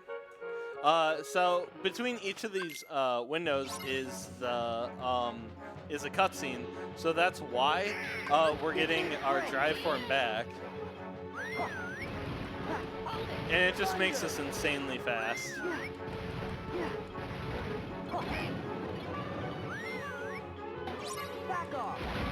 That was really fast. I love that. Chicken Little works Oh, out no. super. Oh, there's always one. One of them was missed, so we're not going to be able to do it the super fast way. If this one dude died, the others would spawn and we could basically instantly kill them. So, unfortunate, I didn't space it properly though, but that's still good. So, next, this is the one window we're not going to be using Chicken Little in. One of the reasons is our drive form wouldn't be recovered because even though there's a cutscene, this is one of the cutscenes after this where Chicken Little would stay out. Sometimes like summons and drives will stay after cutscenes for whatever reason. So it's one of those. But we have a really cool way of instantly ending this fight. I'm gonna basically whiff on Trinity on purpose because there's a minimum damage Trinity will do. So it will one-shot every single one of those guys. So we do that, so we can do this, and this is where we'd use that drive form, the drive recovery if we still had it, but since I messed up the strap before, we're not going to be using it here. But we want to be in Valor here, because reaction commands actually, we're going to deal basically twice the damage as normal when you do a reaction command in a drive form, because for whatever reason, your damage scales when you change into drive form. That makes sense, but it affects all reaction commands as well. So those things, it would be much worse if we weren't in Valor. We would have to do that twice, basically. And I'm being a little safe here, so we can get knocked off here, and it's very unfortunate when you do. So I'm kind of not using a finisher there, so I can use the reaction command if it starts. So that was really good here. We're going to see some backups on this fight, because this is the one where we wanted to be in Valor form for, but since we couldn't use the drive recovery, it's going to run out here at the start. I might get one combo in. Nope, not a full combo. And now this fight, at least at the start, is a little wonky. We're going to be doing Trinity Limit in the next one as a good backup, but the first one here, it's not really the best to not be in Valor form for. So yeah, now you can see we've teamed up with past Pete to fight modern day Pete. Because the lore behind this is like Pete has actually gone back in time and taken the Cornerstone of Light from Disney Castle. And that's making the castle like able to have Heartless inside of it, add these funky thorns. And they're essentially like, Pete is erasing the timeline of Disney Castle being built. And so by fighting Pete here and stopping him from taking the Cornerstone of Light, we can fix the timeline. Woo! We're gonna fix the timeline. I do find that interesting that it's like past Pete where he wasn't really that bad. Yeah, exactly. And that's then where you start to get the existential question of where did it all go wrong in Pete's life? When Sora started beating him up, probably? I don't know. All right, so that was pretty good for not having the drive recovery. Bless you. Thank you. Woo! A timeless world for sure. So now we've unlocked our second drive form. I don't know if you guys noticed that, but we unlocked Wisdom form. Wisdom form is going to be that other movement movement-based drive form that we have, because each drive form gives you like a side ability that you can learn and use it outside of your drive form. Valor form is high jump, Master form has aerial spiral, and final form is glide, and limit form has dodge roll, but Wisdom form has quick roll. And what quick roll or quick run. Quick run, yep. Yeah, not quick roll. What quick run does is exactly that. We're gonna unlock quick run, and then we're gonna see us mashing square a lot outside of combat, because that uses quick run, and it makes us move a lot faster. And you wouldn't think that it would make that much of a difference. It's huge. But not only does it increase our movement speed normally, but we also don't have to be in a drive form to use it. Yeah. So we don't have to use nearly as much of our drive gauge as we're moving throughout the world. And so we don't have to route in ways that we can abuse the drive recovery system, because we just don't need to use drive at that point. And when we get quick run, you see us using drive forms a lot for movement. But I mentioned it a little bit before. There's these anti-forms you can get, which is really bad. Basically, it steals your drive form, and then you can't do anything. And it's really weak from a lot of the game. So we want to avoid anti-form. We will actually see it in this run, but it's kind of controlled. So we can kind of watch these points that go up when you use a drive form. Basically, you're going to get some anti-points, and that's going to increase your chances of getting it. But things will bring it down. Like every single time you get a new drive, it's going to be reduced again. So why we were using Valor form so much at the beginning for movement was because now that we got Wisdom form, our anti-points are now lower, so we're not going to get anti-form for a bit again. But if we start spamming a lot, we still probably would see it. So after we get Quick Run, that's going to help us keep our anti-points lower, because we're going to start using drive forms a lot in the later half of the run.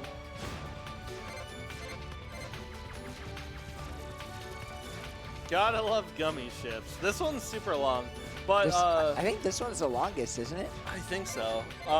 Outside of the last one, maybe it might be longer if you include that boss fight. Yeah.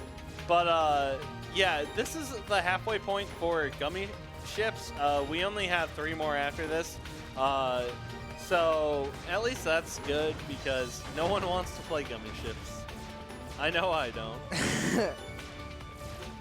I gotta say though, even though like the gummy ships are not that fun as the speedrunner because they're auto scrollers, the aesthetics of the environment I think is very well done.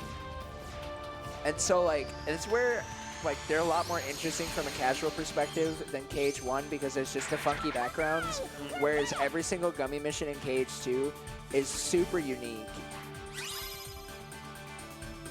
All right, so we're gonna be going to I think the most controversial world in KH2.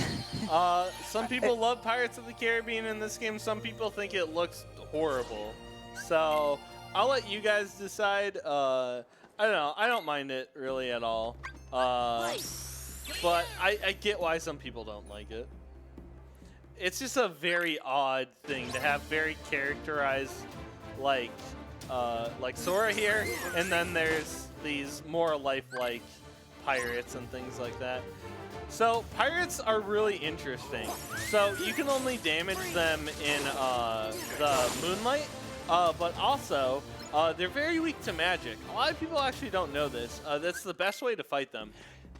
It's interesting that you don't know that because Pete like straight up says like they got this funky magic, and then like so if you actually pay attention to the lore, you can kind of put that together because like when they first reveal that you can only beat them in the moonlight, Pete's like, remember what they said? Stay away from their magic. And so you're just, and then Sora's like, hey, thanks for the tip.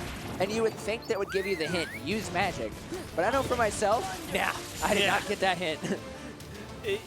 It's like, I wish KH2 was a little bit more like blunt at times, but I feel like that's a lot with like JRPGs. Like they like implying rather than saying.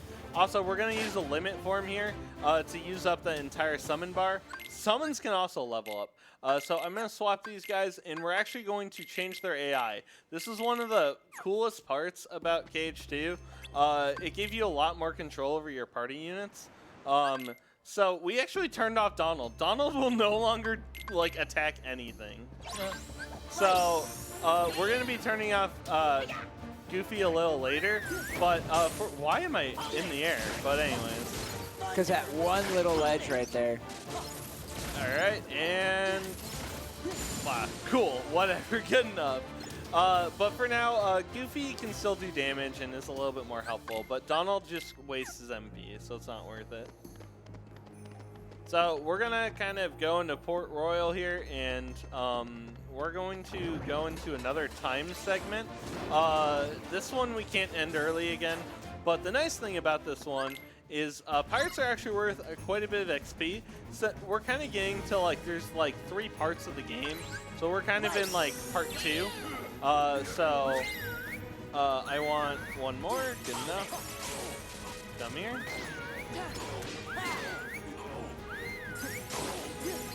And here's like, it's a lot of free XP that we can use, not only to level ourselves up, but also leveling our summons. And you get a lot of money from pirates as well. But then again, we combo everything with magic, and you just get you can get a lot of EXP from these guys. And with Chicken Little, like stunning them and pulling them in, as you can see, like as far as RPG terms goes, this stun lasts a long time. And so you really don't have to worry about dying or anything. We're going to be grinding. There's actually a segment of grinding later in the run. But if I kill more here, we can save some time grinding later. And I don't think I can kill this guy. Yeah. But I got a lot of money there. Oh no. Remind me to get that chest later. Okay. I need that. Get the chest later. That was a perfect time to get a free chest, and I just didn't do it. We need 1 synth item in this run, and only 1 synth item, and I forgot it because it's so easy to just forget. We'll be passing there in just a tiny bit. Also, yeah, we skipped that fight by running to the deck, and the Heartless are just like, oh, there's nobody here. But then the Black Pearl shows up. So this is the fight that if we didn't have to use so many ethers on Olympus Coliseum before, it would be very fast. So normally, if you get a good Olympus Coliseum, you'll be using a lot more magic than you'll see me use. We'll still use a decent amount because it's just that good.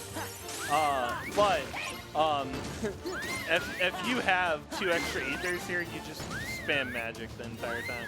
So that's the first half. Now we're going to come up here and fight these guys. Also, this fight's super unique because, like, the pirates are gonna grab the medallion, or at least they're gonna try to. And so, at least from a casual perspective, this fight is a lot scarier than you would think, just because if you drop the medallion and then the pirates pick it up and hold on to it for a minute, you fail the fight. And anytime you get knocked in the air, you drop the medallion.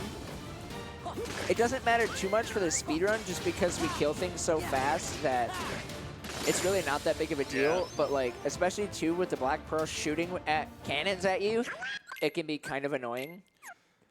But again, because we're speedrunners, it really isn't that much of a struggle. Exactly.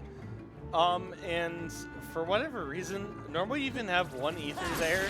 I don't know. I must have missed an ether somewhere. Not a big deal, but Is that from that chest that you missed in? Oh no, that's the synth item. So Oh, right, I don't know. right. I must have missed another, but it's not that big of a deal. It was just a little bit slower than normal, even. Because when you go up to the top half of the ship, you can use basically the second half of your magic. Anyways, thanks for reminding me, because now I have to grab that synth item. Yes. Normally you get that in that time set sequence because, you know, you need... Oh, wait, I did. Never mind. We have 2 synth items now. Woo! Woo! All the synth items. Oh. If you mash fast enough and run straight here, you can avoid doing that reaction command, but I guess I was a little slow. What is happening? Alright. Well, don't hit me. Cool. So we got all the chests in this world that we need. And an extra. We got an extra synth item. Because we love being prepared. I should have trusted myself, but like, I just saw an unopened chest. I never realized there were 2 there. It doesn't matter. We only need 1 synth item, so either of them would have done. So this fight could go really poorly if I'm not like careful, but cool, we got it. So this is such an easy fight that a lot of people when they're playing casually have trouble with. So he functions the same way as the pirates. So he gets stunned by Blizzard. So all you have to do is Blizzard spam, and you're good. And literally, it's that easy. It seems that it would be that... It doesn't seem like it should be that easy, but with the fact that he gets stunned in Blizzard all the time, you can abuse that mechanic so much. I know that, like you abuse that mechanic a lot with the pirates, and it transfers over so well. And it makes, like, if that wasn't the case with Barbossa, the fight would be totally different. Because it's ridiculous. He deals so much damage too, and the annoying part about this, and it matters for level 1 crit, if Jack dies in that fight, it's a game over as well. And Jack really loves to die. A lot of level 1 fights can still have some issues there if he's not stunned properly. Which that makes the routing for level 1 super easy. Or not super easy, super complicated, but also really interesting. Because especially, too, when you think about it, the entire game you're playing at level 1. The enemies are still leveling up in their difficulty, but you're not. You're staying at level 1. And so the only abilities that you're getting are ones that you get at the end of fights that they give you. Because they're like, hey, you completed this fight. You can use this ability now. And it makes level 1 a really interesting speedrun, but also it can be kind of it can be a real struggle to learn. Oh, it really is. And we'll mention it even more later on, but I kind of mentioned that levels are a lie. So levels are still key for the abilities you have, but this game will auto-level you. So because they wanted you to be able to play this game at level 1 without ever hitting another level, they wanted to avoid that scenario where, oh, you deal 1 damage to this boss. Now spend 2 hours dealing 1 damage. So what they do is, there's a minimum level for each world. It's never displayed, but if you're below that level, they'll give you the same strength and magic that you would have in that minimum level. It still says you're level 1, but the world treats it as if you're higher level. So, some worlds are very forgiving, and actually we hit that in beginner.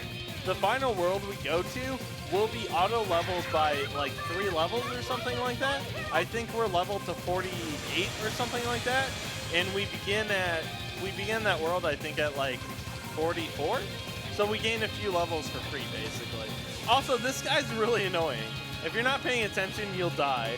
So this is one of the things that no matter how good you are, you'll do legit, you'll kill him because he can deal so much damage there and just one-shot you basically with all those explosions. Also, this track is so good, not gonna lie. This is probably my favorite Gummy Mission song.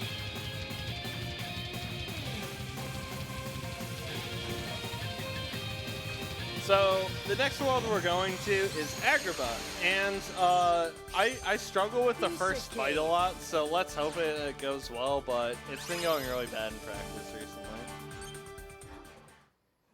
It's probably the hardest part about Agrabah, if I'm being honest. Yeah, the first fight can be a little weird.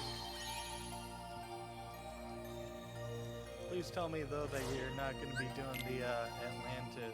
Oh no, we ain't going there. There's literally no purpose to go to Atlantica at all, Alright. unless we're doing all worlds, which we're not. So we don't touch Atlantica. Goofy stop. Alright. Okay. Okay.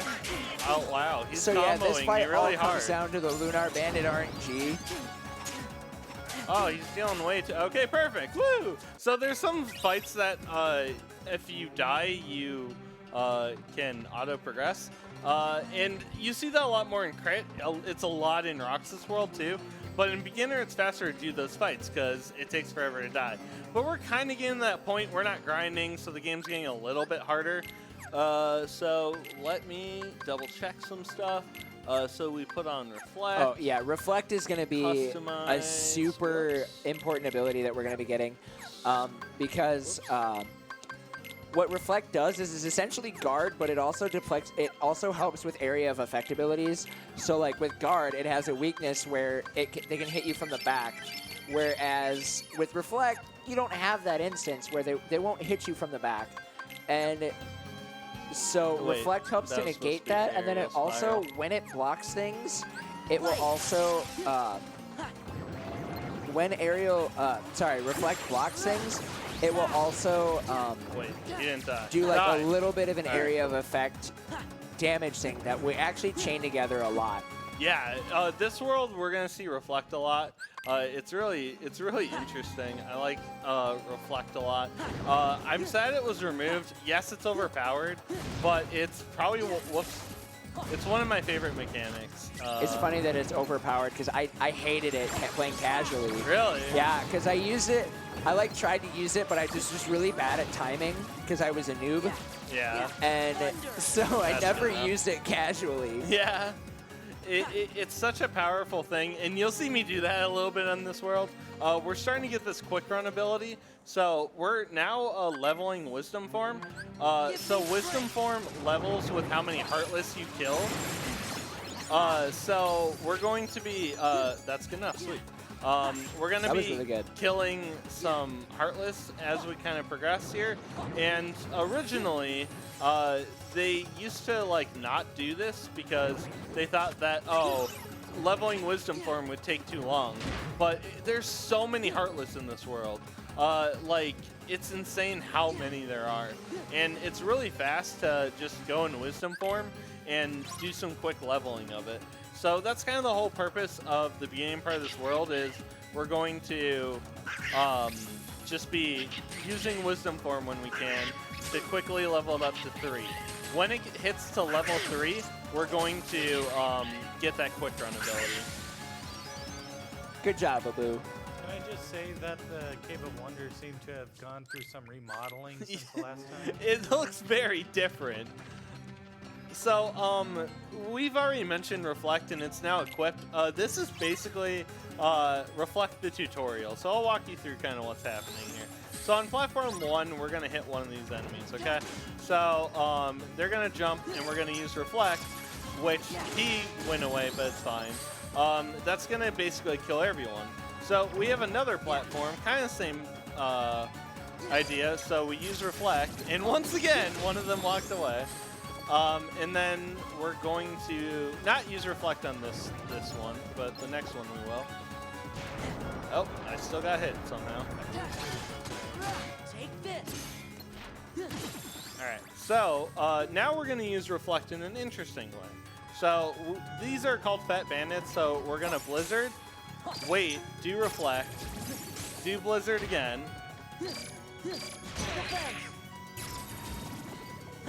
So I need to check something as I fall. Okay, I have enough for both. Sweet. I was having a little bit of an issue comboing. I also have to line this up better. So I'm going to try to do a cool strat here.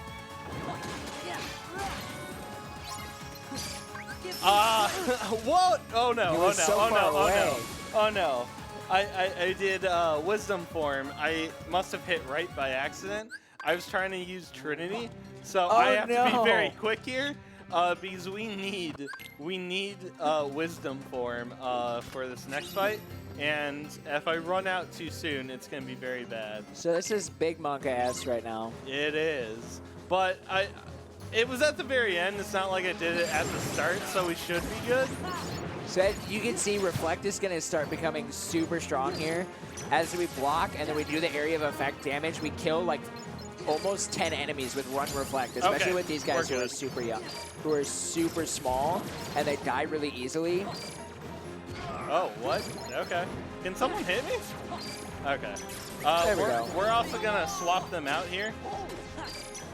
And then set Trinity here. So like that does a lot of damage. That's going to do even more I'm going to damage. do this again just for safety since that one Fat Bandit didn't cooperate. And then they just all theoretically should just blow up.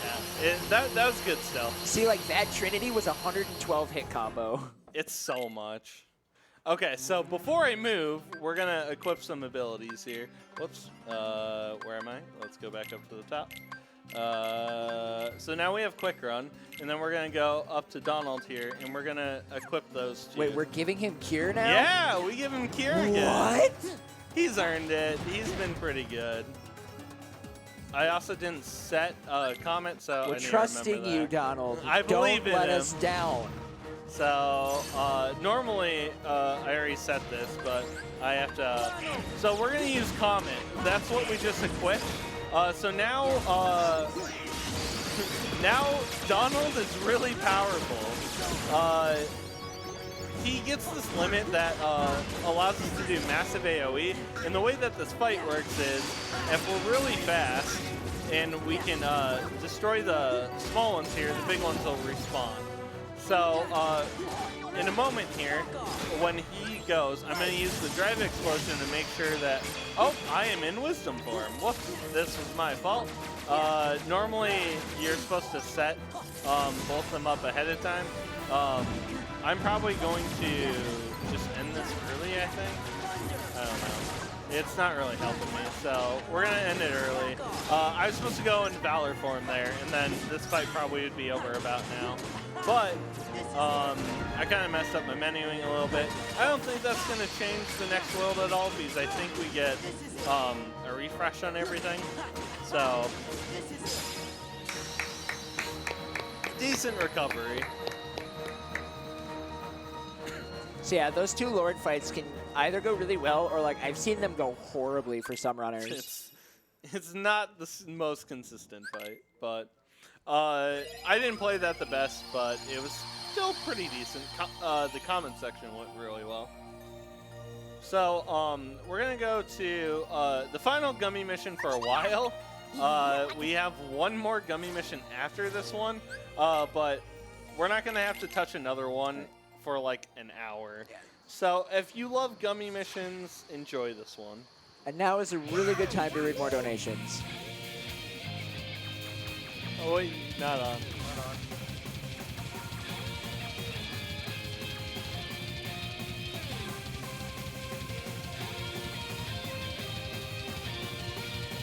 But yeah, this is going to be my favorite world coming up.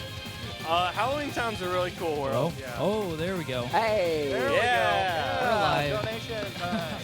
Yeah, so about 15 minutes ago, we got a $10 donation from Zamber, who during the Pirates of the Caribbean section said, "Yo ho, a pirate's life for me."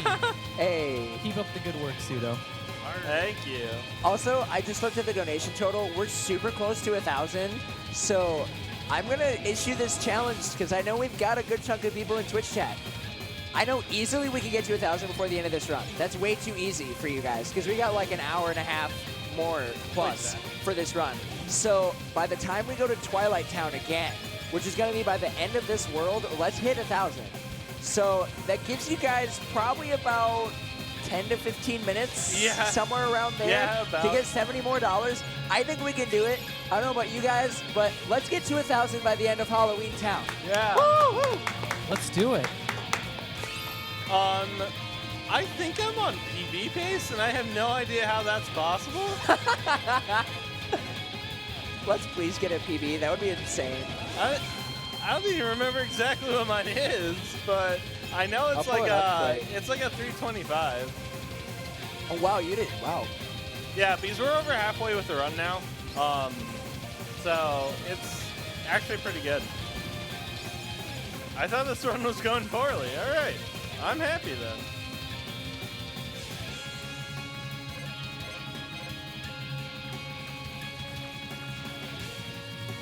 Can I just say the soundtrack to this one's not? Oh, so good. Yeah, 325.38 is your PB. Yeah. Which is nowhere near as good as the top runners. This game is really, really well optimized at the beginner layer. Insert Logic is the world record holder. Really chill guy. Insert Logic is my homie. Made a really good beginner tutorial for a bunch of stage strats and all that. I'm using some of them mixing with like an old route and all that, but it's really easy to get in this game. Literally, you can go watch his tutorial and ask him questions. And there's also a bunch of people that are sub 3 hours that are also great, like Crystal Crown and Desa are all. Desa recently got. He just sub recently 3. got sub 3. Yeah. Yeah.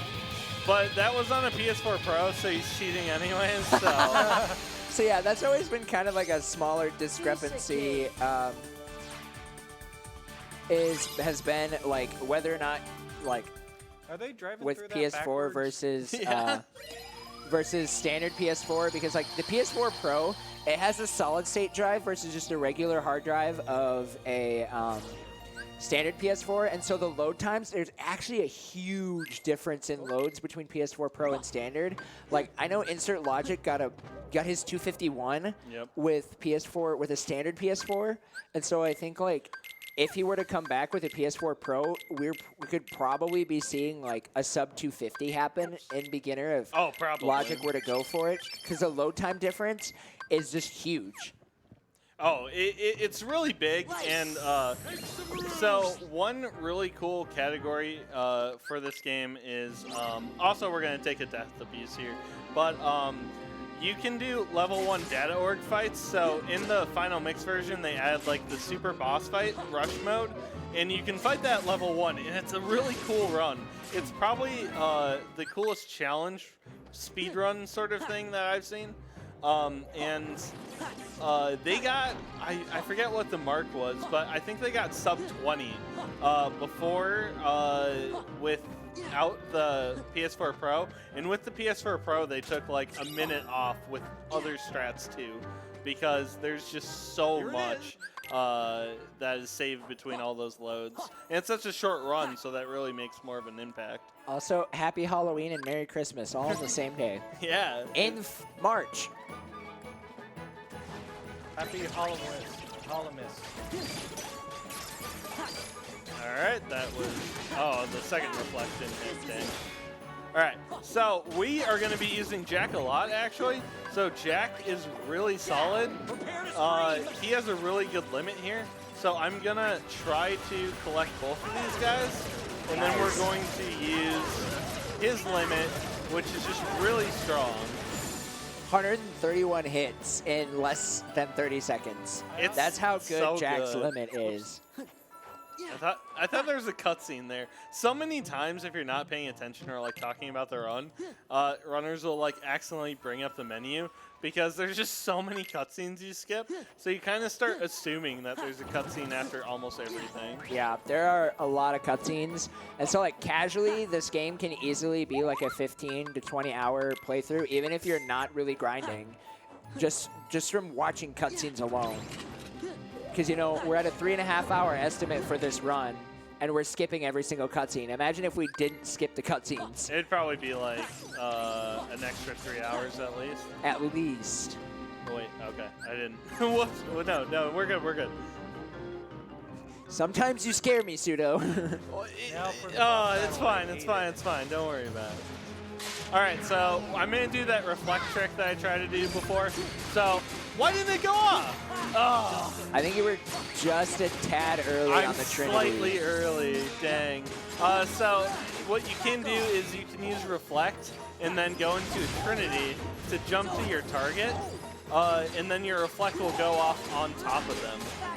And it's really cool because we kind of mentioned how good reflect is, but it also scales off of your magic, not how much damage like they would have done to you. So it gets stronger the stronger we are, which is really cool, and it makes it very powerful.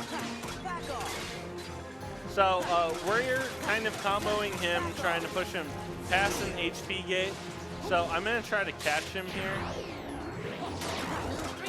Okay, that should be good enough. Perfect. That was All right. very well done. We need just slightly more damage, and then we're good. Whoops, wrong one. And then we're going to use Stan's Call again.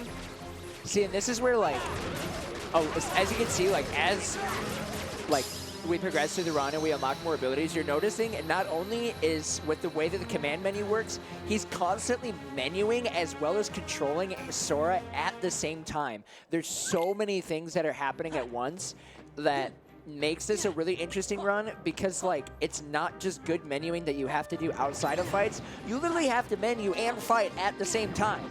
And it is not easy at all. Also, we did this earlier in the run, but we didn't really call it out. Because the PS4 is so fast, we're actually going to be save warping a decent amount during the run. So we could have just walked there, but it's actually faster to just go to the menu quick and come back out. Also, gimmick fights. Nice view from up here. Woo! So Oogie Boogie's a gimmick fight, but I really like this one. I don't know. Did you guys like Oogie Boogie in KH1 more or 2? I didn't like them in either, to be honest. I never liked Oogie Boogie.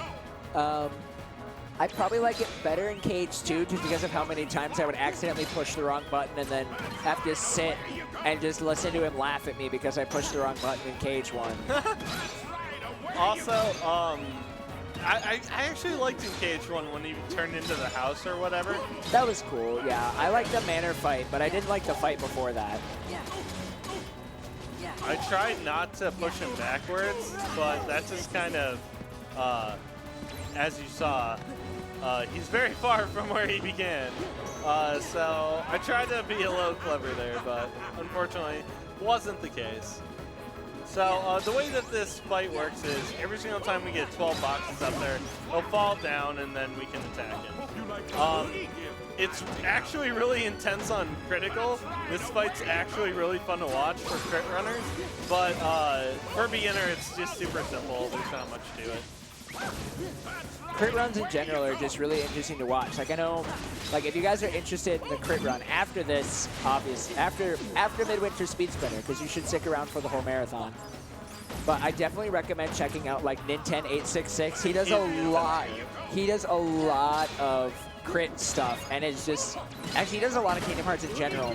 But I know that, like, his crit runs that he does are absolutely insane. He does a lot of crit, a lot of level 1. And it's just really good runners, so I check him out after the marathon because that's really important.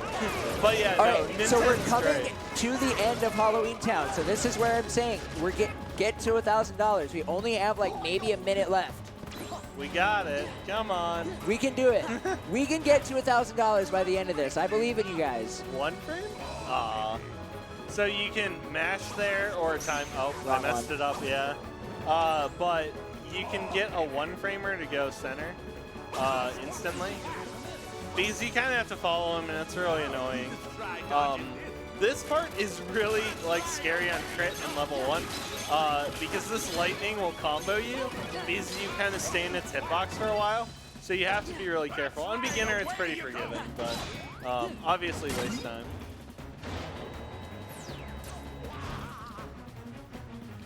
So is Christmas costume just for the PS3 or? Yeah, that was in Final Mix. So we didn't talk about what really Final Mix is actually. So Final Mix was a previously exclusive Japanese-only thing before the remasters came out for the PS4. Give me 1 second. Are you staying? Cool. So when the Final Mix versions came out, they came out with additional content, more cutscenes, and things like this. They added the winter version if you're back in the winter side of it, which is really cool. But when the HD remasters came out, they actually put the Final Mix versions. So you get all that. So it's great. Oogie boogie down.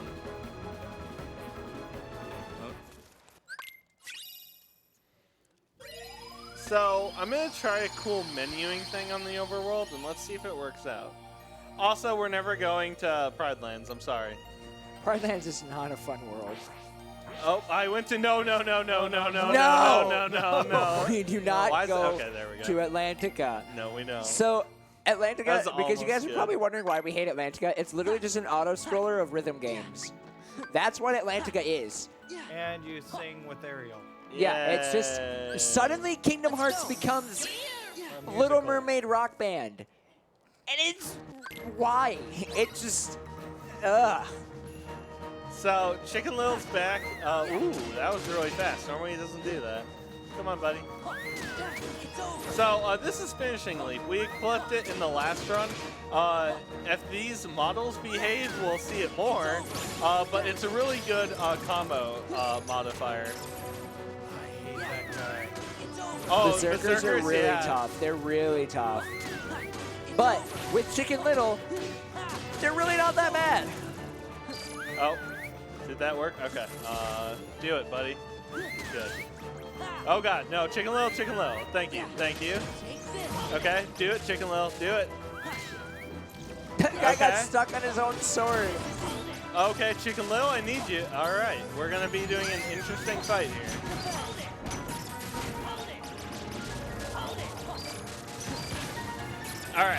All right. So that was pretty good. We have one more left. Not a big deal though. It wasn't actually good. The strat failed. It kept flipping on their models. Yeah, the Berserkers, they are a lot less painful when you combo with Chicken Little and Reflect, but they're still just awful enemies because they don't like to cooperate at all. So those guys are called Berserkers? I thought they were hockey players. That's basically it. We're also going to get another dry form, and personally my favorite, and this I think is also FM exclusive. Yep, Limit Form is FM exclusive. So Limit Form's really cool because it functions a lot like the limits you could equip in KH1. So it also functions the same way. So I really missed dodge roll when I first tried to play KH2. I actually didn't like KH2 the first time I played it because I'm like, oh, I don't have dodge roll. I didn't like it at the start. Not having dodge roll. Not having dodge roll, I'm like, oh, this is so stupid. I miss dodge roll. But, you know, it's not that bad when you get used to everything else about their own. But because of Limit Form, you can actually get dodge roll back, and it's actually really cool to have in KH2, I think. So that scene you guys skipped was Cloud having an edgy moment, right? Yeah! That is Cloud. Cloud is an edgy moment. Oh, I didn't get it. You can use Reflect there to skip the grab up. I'm pretty bad at timing it. It's really hard. There are a lot of like small platforming things that are really hard to do in this game that help make the run a lot more interesting because it's like, oh, we're gonna do this little thing here that's gonna help us save literally a second, but it's something that's really cool at the same time. Exactly. Because they cut out a lot of the platforming requirements of KH1.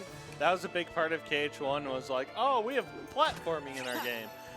Luckily, this game doesn't have a lot of forced platforming outside of the caverns that are exclusive to final mix again. There's some cool platforming and things like that.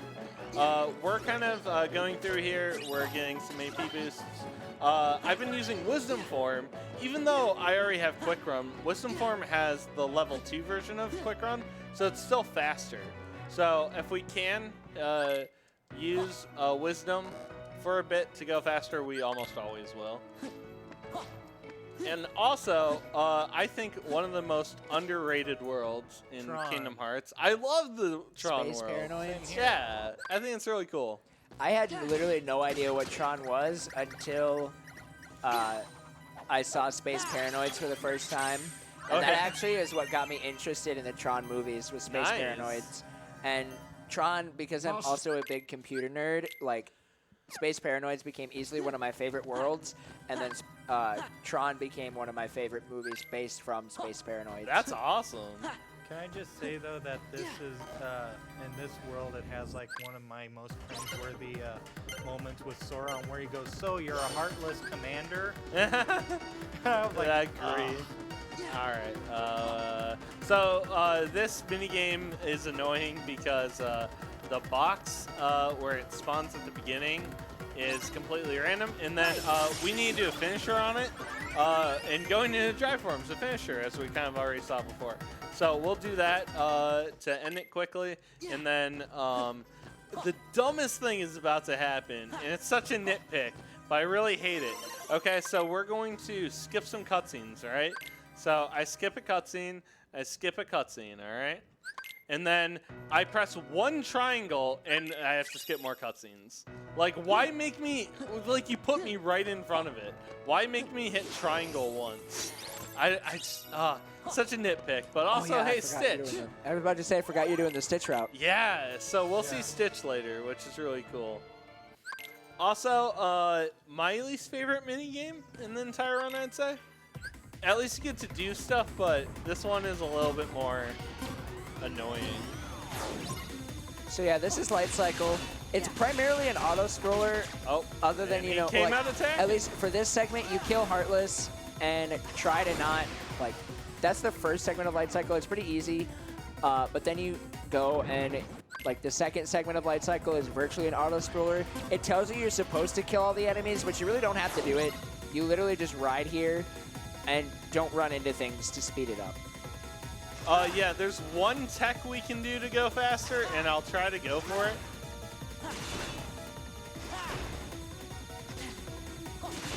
Alright, so these guys I want to keep alive, because they're how we're going to go faster. Alright, so if he does that shield here... I mistimed it, but if you can hit your Keyblade and make the Tron segment move, you'll get a little speed boost. That's the easiest segment to do it, but there's another chance coming up here.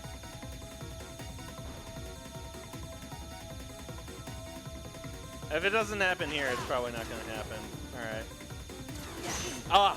I mistimed it again, but I wanted to show it off there, but It's his shield really would have hard ended to do. probably.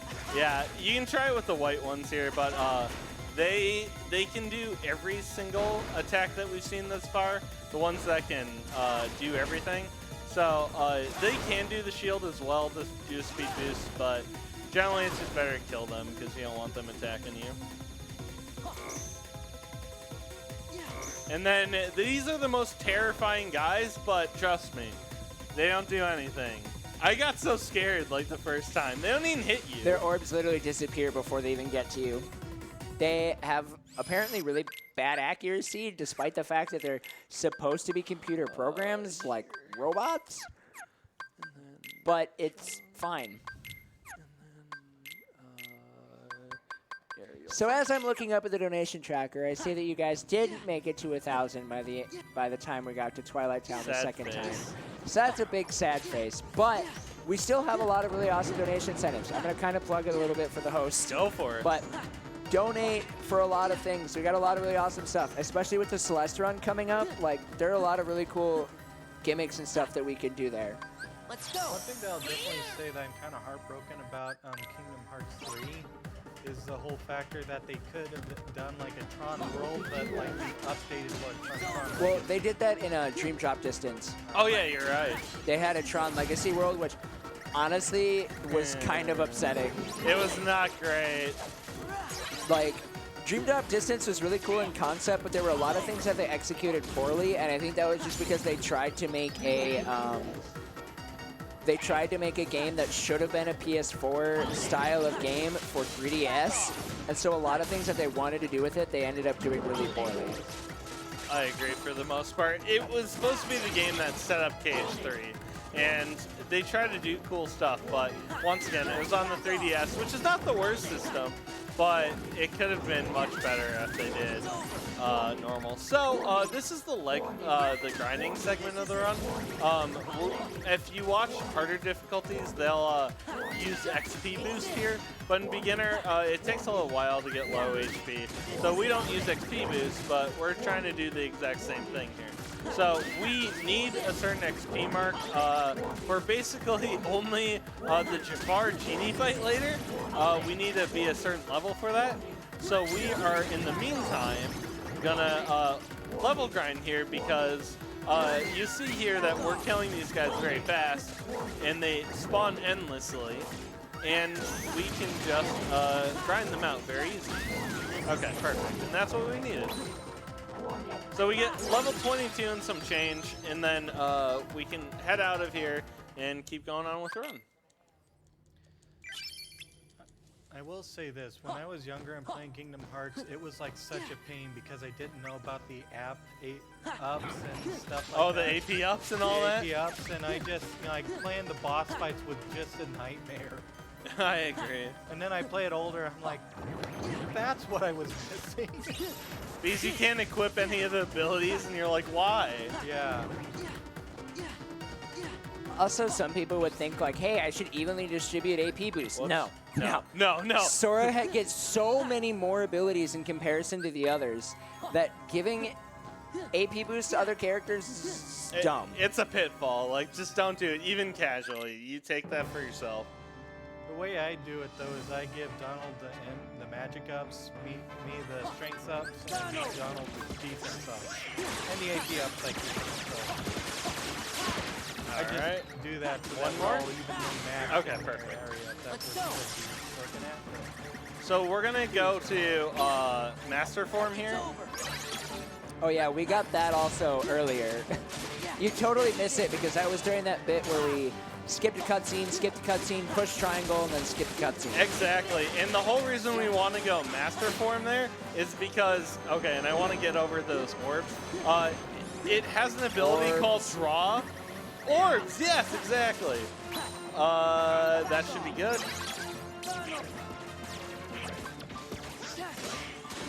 Okay, this was a little poor, but we should do quite a bit of damage. It's a little scuffed. We're not going to kill him at the perfect time, but if that would have hit, it would have been really good. But okay, I couldn't catch him there. We have to kind of wait for him to decide where he's going to go. He's going to go to the middle. Well, and that's the fight. There you go. Pretty decent. We just kind of were a little short on damage, and if that hit would have went through, it would have been perfect. So this is the part of the run where, you know, you've been having a good old time, and basically the villains just attack you. So we're like over here, like progressing plot. For whatever reason, we're researching, and then the villains actually attack Hollow Bastion here. So that's kind of the plot of this one. Yeah, this gets into where, like, a lot of, like, we're going to get a lot of, like, multiple enemy fights happening because there's just so much that is happening plot-wise while we're just, you know, doing research and making friends with Tron. Yeah, all the Final Fantasy characters are actually, like, dealing with this, like, actually, like, pretty massive scale battle happening. And so it's really, like, we're going to start getting into a lot of crazy fights because Sora's just like, all right, we've done the research we need to do. Time to go kick some butt. Also, there are these random 3 characters. I don't even remember their names just because they're literally just kind of pointless, especially for the speedrun. Oh, the treasure hunters. Yeah, the treasure hunters. They're Final Fantasy X characters or 10X characters, I think, and that's all I know. I hate these. So The yeah, dancers are so annoying. Like, we talk about how bad the berserkers are. Yeah, the dancers are even worse. I just noticed that throughout this entire thing, I'm just saying I hate these guys. There's so many things to hate. But yeah, this game is really well designed. Dancers are not one of them. They, on crit, will just one-shot you. Okay, so I'm going to try to collect them all here, and then we're going to do this, and then do another, and then I'm in Trinity, and notice how much drive that got us. We were at like 1, that got us up to 5. Yeah, major drive is really important to use well with Trinity because you can build up your drive form using it, and casually, unless you like pay attention to that, you won't actually know that that's there. Yeah, it's really, there's so much to this run. All right, so now we're fighting Demix again, and this time we're actually fighting Demix. We're not just killing these water sprites. Demix is also the first member of Organization 13 that we're actually going to be fighting. And killing. Like, we're Yeah. finally are like, all right, we're strong enough now, we can stick it to Organization 13. So we're using Trinity here to kill out everything, and then we're gonna finish, which got us a lot of hits. It Look does how much a damage. lot of damage to Demix. And then we're going to switch to limit form because we're going to be using the limits like we do in Kingdom Hearts in KH1. Specifically, we're going to be using Ars Arcanum because like we're going to be using that topped with combos, and it does a lot of damage. And then we pair that with Donald's Comet here, which does, again, a lot of area of effect damage. He's in the wall, so he took like no damage from that. That's very unfortunate. Normally he'd be dead right now. Yeah, and we can skip through all of these now. We have to do a couple more. I don't know if he's going to do all of them right away. No, that's his data org version, actually. I think at least. Yeah, where he does more of them. All right. But even still, that's That's how fine. fast you can fight Demix, and casually, this fight is so hard. It's very hard. That was pretty good. He was in the wall, which meant that Comet just whiffed all of its attacks, so that's very unfortunate. Also, if you forget to do this, you're kind of screwed for the next segment because you can't reopen up your menu for any of this. Yep. And also, lore-wise, yeah, Goofy died. Yeah, Goofy dead. Sorry, guys. He sacrificed himself to save King Mickey. So, for everybody in chat, can we get F's in the chat for Goofy?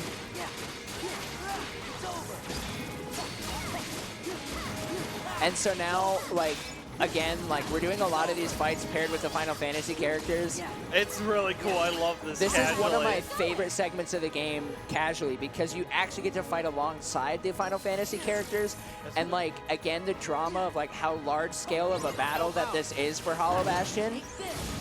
Like, if this was, like, a historical, like, kind of thing, this would be considered, like, a major battle that would go down in history records because it's so important.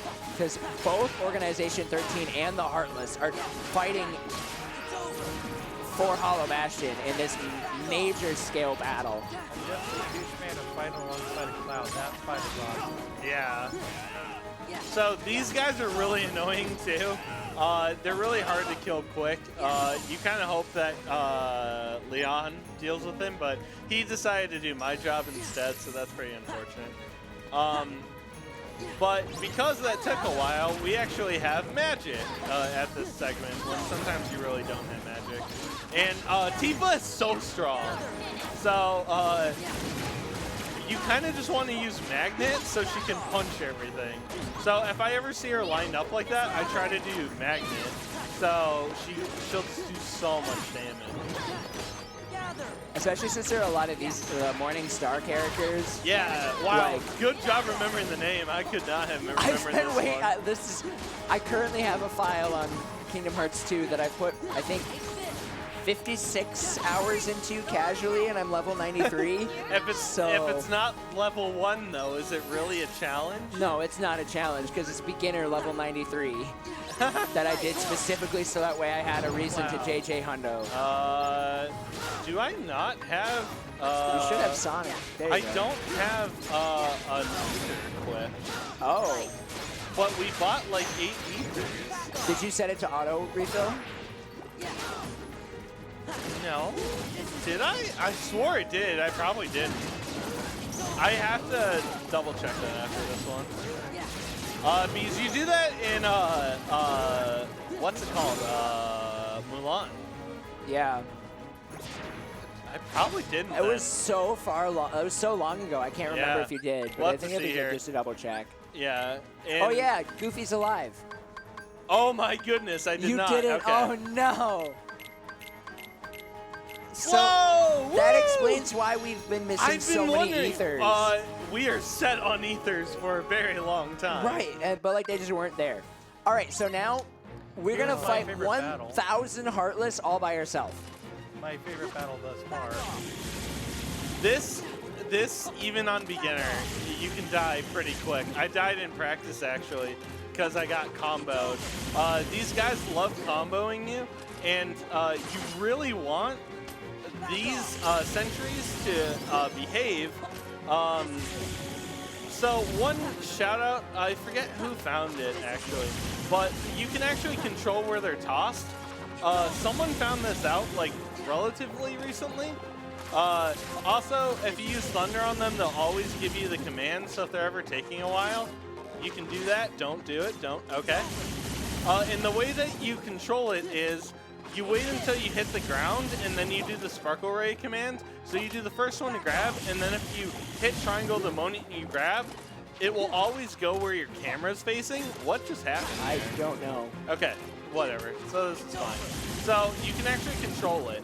It's really easy to do, but randomly, Disa, really good cage runner, came in, and he's like, "You don't know, do you?" I'm like, "What?" And he's like, "You can control where they go," and it changed my life. This fight, even on beginner, I kept dying, and I asked him to like tell me what I was doing wrong. He's like, "That's because you don't understand that you can actually just I love Dessa so much. do this." It's really good. So ever since then, this is much easier, but I have no shame. I used to die on this on beginner because if these guys don't cooperate and if you can't like re-grab them, you can just get comboed out. So one of the annoying things that's happening right now is we are, I don't know what happened there. That's fine. You totally like used Sparkle Ray, but then just threw him. That was What- so weird. I'm actually gonna just kind of walk away and get into a better location, I think. Also, not all the enemies are spawned, so it's kind of a trick because this was on the PS2, so they can't have so many out at once. So a lot of them are just 2D versions of themselves. So they're not all there, which is totally fine. Yeah, because if they were all there, that would be a lot to have to manage. So that was 1K. That was really It was good. okay. It was okay. I should have like left the corner sooner because my Sparkle Rays were doing like nothing. I guess sometimes help. So now we're at this phase of the run. We're gonna be doing second visits, which is really fun. I actually like this because you don't have the gummy missions between each world. You can just go to each world and do some stuff. So overall, I'm really happy with how that went. Riku, You'll find. just this feeling that, Honestly, like, hey, what if the Heartless... one of the most odd things about this game, but also one of my favorites, is how key of an item sea salt ice cream is. It's so weird. It's like, it actually is super important. Sea salt ice cream is very important to this run. And you guys are probably wondering, why in the world is that? Well, that's because lore, and Wait, like, it this actually one. made me once where my brothers and I actually found a recipe for sea salt ice cream. Oh, because of- we did too. And like I was literally just thinking that would be something really cool to have for the run. But that requires actually being good at making ice cream. So I kind of scuffed this up a little bit. I think everything's gonna die. Yeah, cool. Nice, That's fine. nice. I didn't do it properly, but we recovered, so it's fine. This one. All right. Also, let's see how lucky we are. Do you think we're lucky? I don't know. Woo! Oh, Bulky vendor yes! That's so good because the only reason that's good is because then no other Heartless will spawn and try to hit you. Yeah, that hallway can be a little annoying. Also, we're only doing like half of Beast Castle at this point. We specifically are trying to get a Keyblade called Rumbling Rose because its strength is ridiculously good. Oh yeah, and it comes with the Finisher Plus ability, which is like 100% the reason why. It's just so good. So we're gonna equip it right here, and then before I forget, I should have done this first, but that's fine. I just don't want to forget it, and then Heroes Crest there. Cool. So now we have an extra finisher. So finishers are the things like magic and finishing leap, right? So they're very powerful. They're more powerful than like a basic attack. So having another one of those is so good. It's extremely powerful, especially for doing like Port Royal right now. Oh yeah, Land of the Dragons is going to be our last second visit that we do, even though it's the lowest battle level, and it makes the whole fight, like, because we're going to be under leveled for Port Royal, but when we get to Land of the Dragons, we're going to be over leveled, and so it's just going to make Land of the Dragons go by so much faster. Also, up next is the easiest boss fight in the game casually, but to do it properly, also we're going to be skipping these ambush fights like we did in the first visit. They're not required, and you can just quick go down and do them. I wish I knew that casually, but this guy like can't even kill you. His first fight. Later on, his second fight's much harder, but he does like almost nothing. So we're going to be doing a cool combo on him, and we'll see it in his second version of the fight, but it involves this kind of combo.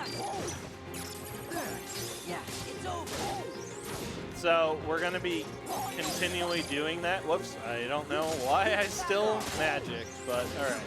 So now I'm going to magic him again. Magic.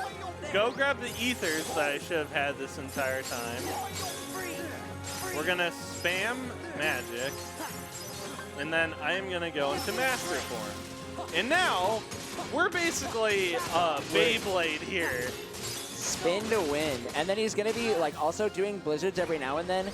That's gonna keep him staggered and prevent him from doing like a reaction move to get out. Like, I don't know why that blizzard didn't work there, but still really good fight. Yeah.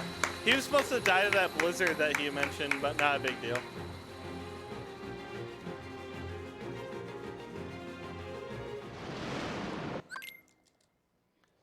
And then for some reason the rules get reversed to where when he's cursed you can't do anything. I feel like I'm supposed to equip something here. I'm fairly certain I'm supposed to do this.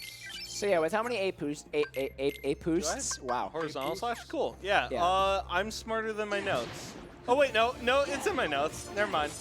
Oh.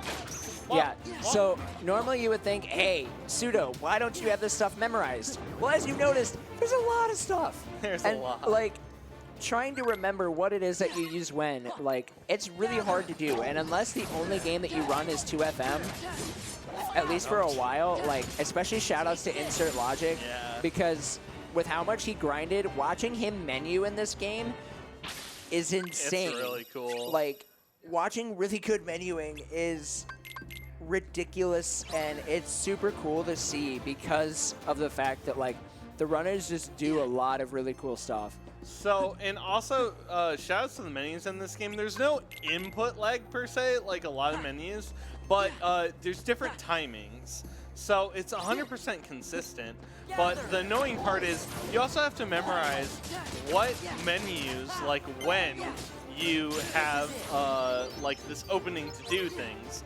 So really good runners are also like pausing for this like timing in the menu when you gain control again. So it's always consistent, but like it's really funky to learn. It's really funky to learn, but like I said, you know, once you get the timing down, you get really good at it. It is just, it's so clean and looks amazing. It's kind of like that. I think it was Final Fantasy VII.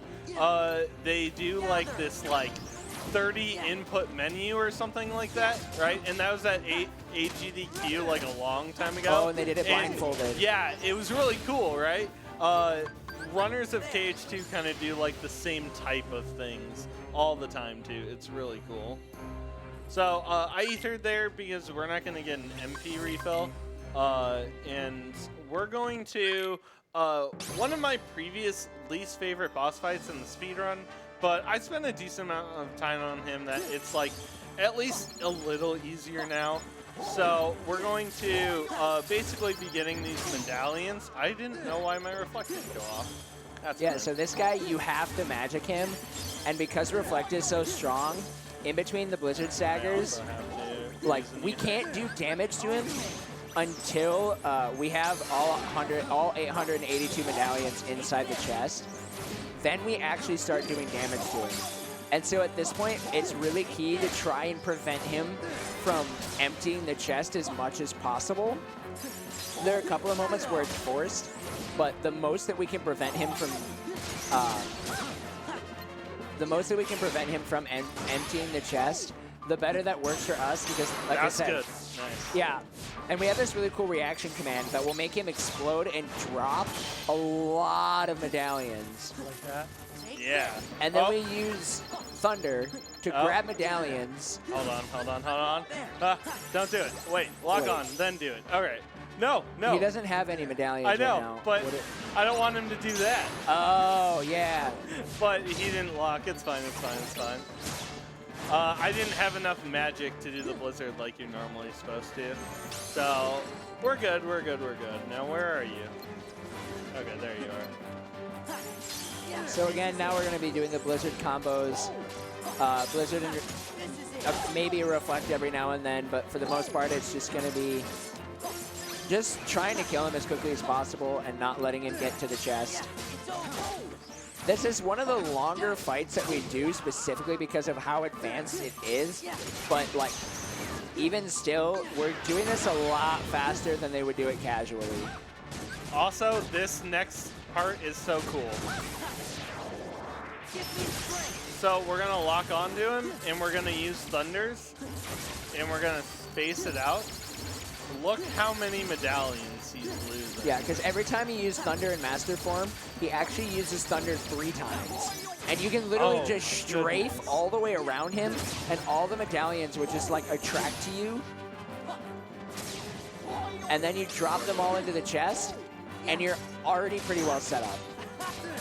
The only scary part right now is we don't have any magic, so it'll be pretty easy for him to get away from us. But as long as we keep him staggered using the horizontal slash and everything, we should be fine. I kind of guessed where he spawned, so Yeah, that and worked you out did that well. really well. And so overall, that fight was really good. Yeah. A part of some weird blizzards kind of whiffing, probably because of my spacing. That fight was really good. And we lifted the curse. Woo! And so now we just got to go back to Agrabah, Halloween Town. Do we finish Beast Castle before we go? Yeah. Yep, we do. We go to that, and then we go to Land of Dragons. Yep, Right, yeah, you're yeah. 100% correct. Yep. So again, like we're gonna be finishing Beast Castle later because there's actually our next Organization 13 fight is gonna happen in Beast Castle, but again, it's super like because of the battle level, we're actually trying to get ourselves overpowered for that fight. And also, too, we unlocked Donald's secondary limit, which is called Flare Force. And that limit, like if you thought Comet was good, Flare Force is amazing. We're going to be exploding enemies like nobody's business. So about this unlocks Duck Flare. So Duck Flare is really good, and it's actually why English is the fastest version of this game. So normally Japanese, as a lot of people probably know, is faster than English because of text. But Duck Flare is broken only on the English version. So it makes it so good. All right, a little bit short, that's fine, go for it. We'll see it here even in this world, and it's just so powerful, and it's only powerful on the English version. So much that it makes up for the text difference. Whoops, yep, that was right. So this next fight is really bad. We're going to try to get some presents from some of these enemies here, and they can be very, very bad.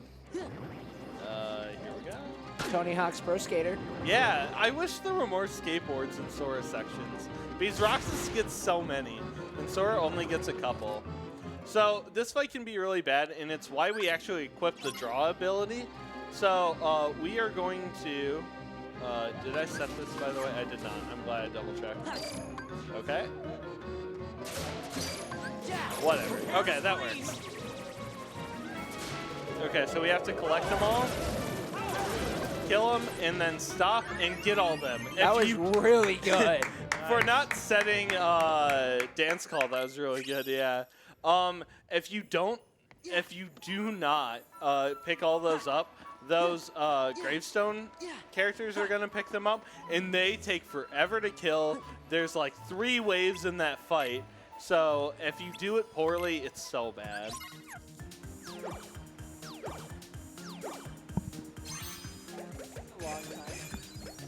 This is just a mini game. There's nothing to it. Super random. So we'll just chill for a bit. Yeah, if you guys got donations, go for them.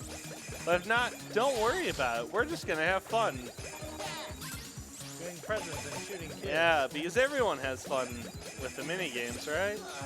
Okay. Okay. Good. No, get that one.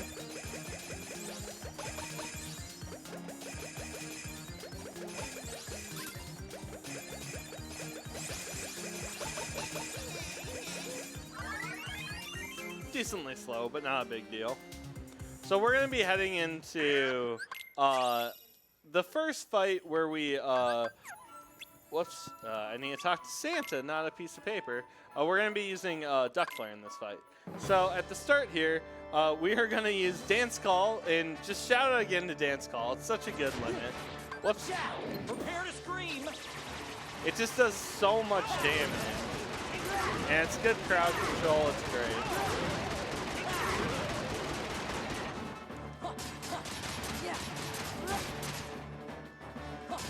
Why did you break out? That's weird. Alright. Let's see here.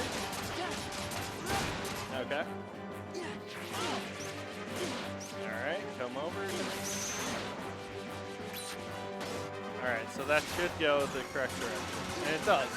Alright, so, Peter Pan. So, 60 FPS this game was never meant to run on. So, and if you played this game at launch, the HD version of it, I'm sorry, because you probably tried a broken fight. The data org version of the one with the shield, the frozen shield. Vexen. Vexen, yeah. He was actually busted at launch because the bars would go up too fast. So there's a bunch of problems with 60 FPS. Okay, so we're also gonna duck flare and instantly end it and just watch this guy melt. Duck flare's so good. It does so much damage. But it's like not even. It's so good. And then Peter Pan there, because it's 60 FPS, he can infinitely stagger units. So we're gonna see that way more here soon.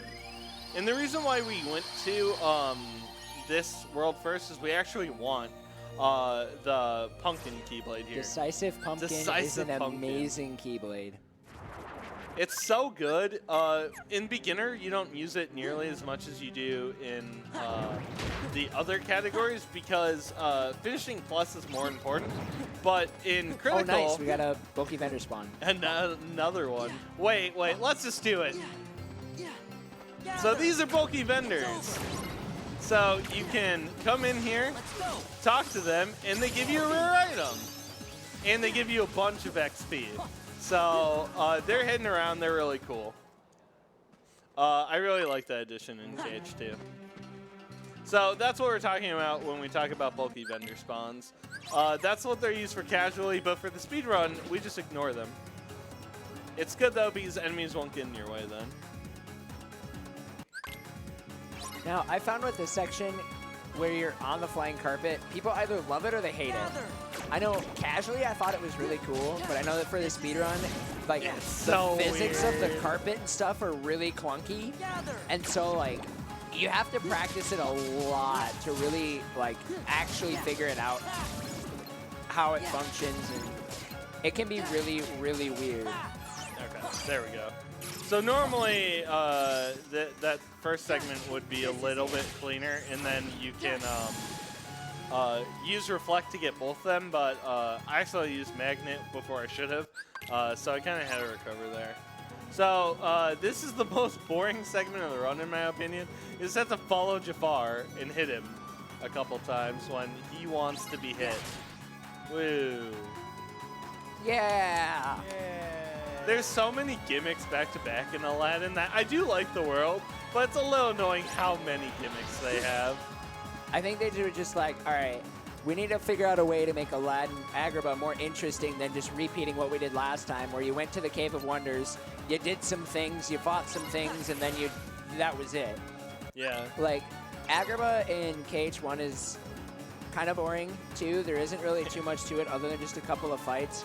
Whereas, like, for this game, they're like, hey, we're going to include gimmick after gimmick. We got a mini game in the Cave of Wonders. We got a mini game in the Ruins. We got another, like, skateboarding time trial thing you can do post-game. Like, there's so many things you can do. And so it's just like, all right, well, like, I don't know why these are necessarily important, but they're kind of cool. Okay, this is being weird, but whatever. We're gonna just recover here. Alright. That should be fine. They're just not grouped, and normally they are, so that's super weird, but whatever. Happens. And boo! Alright. So, I needed my magic there, which is why we didn't use it. There's this fourth segment. This part's super weird, I think. I didn't like this part personally. Yeah, it's super dumb. But basically, there's these 3 switches we have to use our basic magic on. So in the speedrun, it's like, fine, whatever. We know what we're doing. But casually, it just makes no sense. So we just kind of stand on top of it, that even if we do get swarmed with enemies, we can spam there. So, and then we walk a certain path to avoid some enemy spawns. And then Blizzard here, and then the final one is going to be Fire. Also, you may have noticed, we don't get all the magic upgrades in this round, which does kind of impact some things. Oh. What? I think I have to go back. This is why this segment's really bad. When I got hit out, it took me out of my magic menu. So, which one got reset? No, none of them got reset. You're still Oh, one out of that's 3. 1 of 3 left. Oh, I'm a fool. Never mind. Let's pretend that this didn't happen. And I did it too soon. All right. As you can see, Whoa, this segment first is just try. ridiculous. Like, there's so many things that are just kind of awkward and can go really wrong. I've never done fire wrong, so I legit thought that the other ones reset. Yeah, they're just, it's a really weird section. It's so weird. Anyways, so another gimmick coming up. This one's kind of cool because it nets us experience. So, it's just another auto-scroller, but there's enemies on the screen here. But normally, you can't, like, get XP and things like this, but they let you get some XP in this one. The sad thing is you can't use XP boost in here because they'll set your HP to full, and you can't really take enough damage to get XP boost active. Yeah, in this it's not fight. worth it at that point. But yeah, we're just going to be killing enemies, so this would be a really good time for donations if there are any.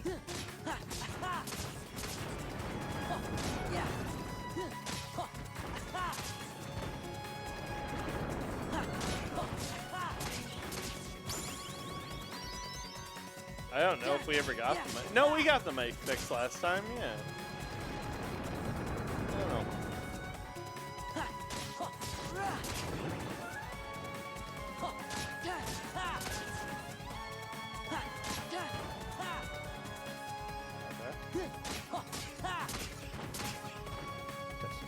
Yeah, there are currently no donations, but people who would like to donate, now's a great time to donate. Yeah, you can donate at USBFest page. You can type exclamation point donate in chat.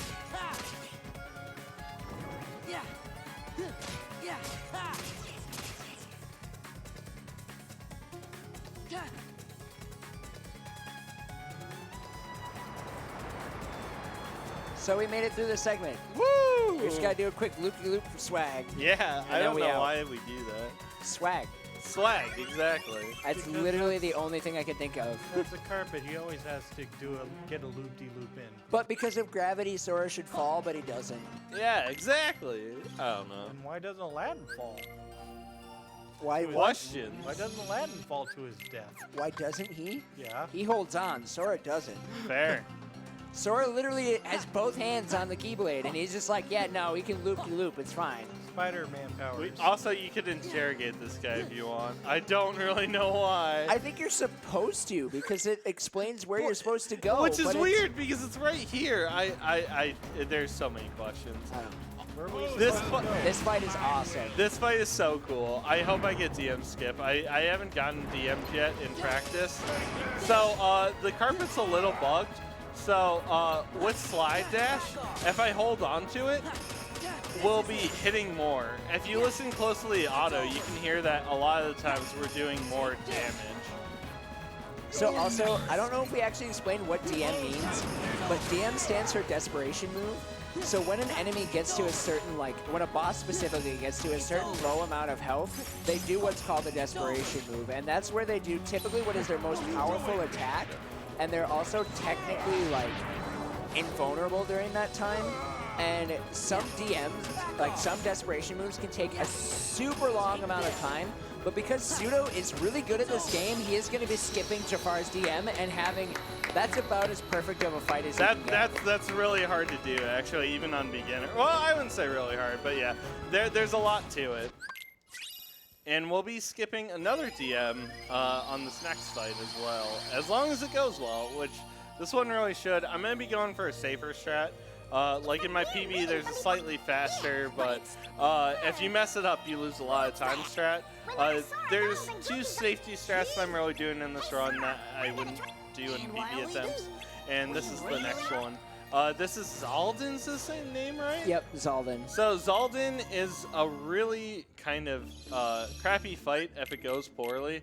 So we're going to re-equip Rumbling Rose and throw Decisive Pumpkin on Valor form. So that's going to stay there, actually. So this is what I did wrong a while ago. We have to wait for these guys to do their attack before we try to magnet them. Before, when we fought them, I, for some reason, just instantly attacked You see them. how fast that goes when he waited for that versus just trying to magnet right away. Yeah, these fights in this entire game is so well routed, it's great. So we're going to magnet here because we don't want the third one running away. So even though we could try to do reflect, I mistimed it, but it's better to do it that way then. Alright, so that was a really good hallway fight. You can get a glitch in there, and it happened in my PB, and then they disappear for a while. Also, so we're going to go into Valor form, and I'm going to teach you guys how to do this fight on beginner. Super easy, without, like, any trouble. So... Okay, so we got 3. I'm going to get a couple more. Alright, so then we're going to use 3 of them. Okay, so we used 3 of them. And now I need to get up to 9. This is kind of the main gimmick of Zaldin, where you learn, you kind of do this like learn and jump thing. It helps to stagger him. Come on. One more. And then we're going to use all 9 jumps. We're going to then, after these 9 jumps, revert and use Duck Flare. And he should die without a DM. That's like the safety strategy.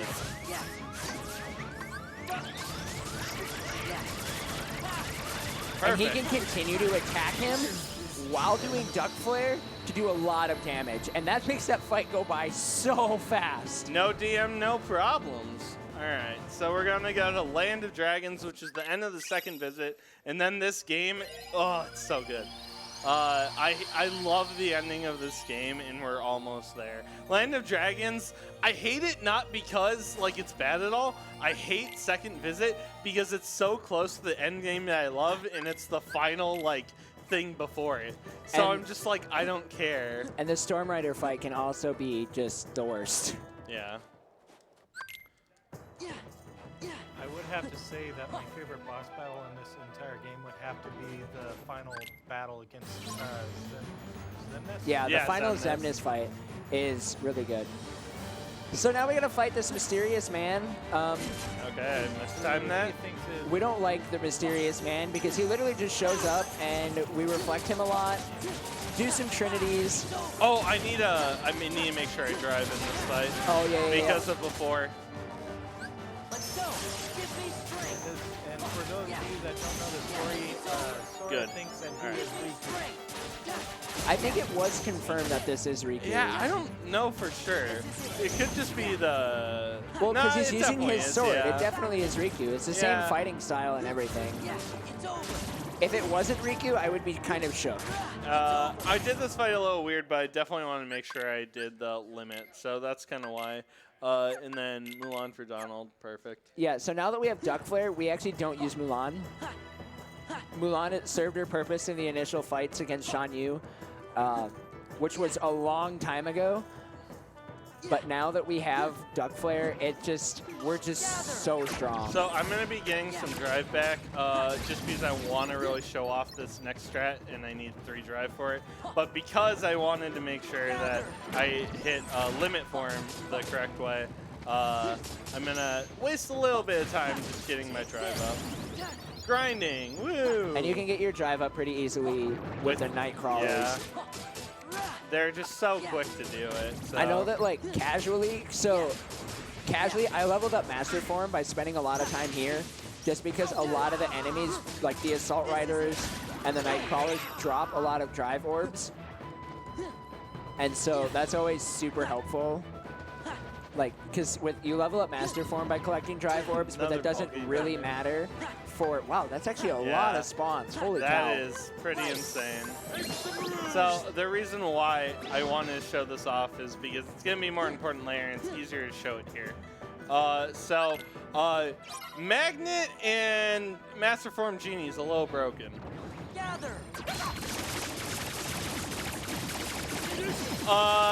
Magnet does damage if enemies go in and out of it, and Master Form Genie kind of does that a lot. 227 hits It's insane. in probably about 10 seconds, if that. It's so good.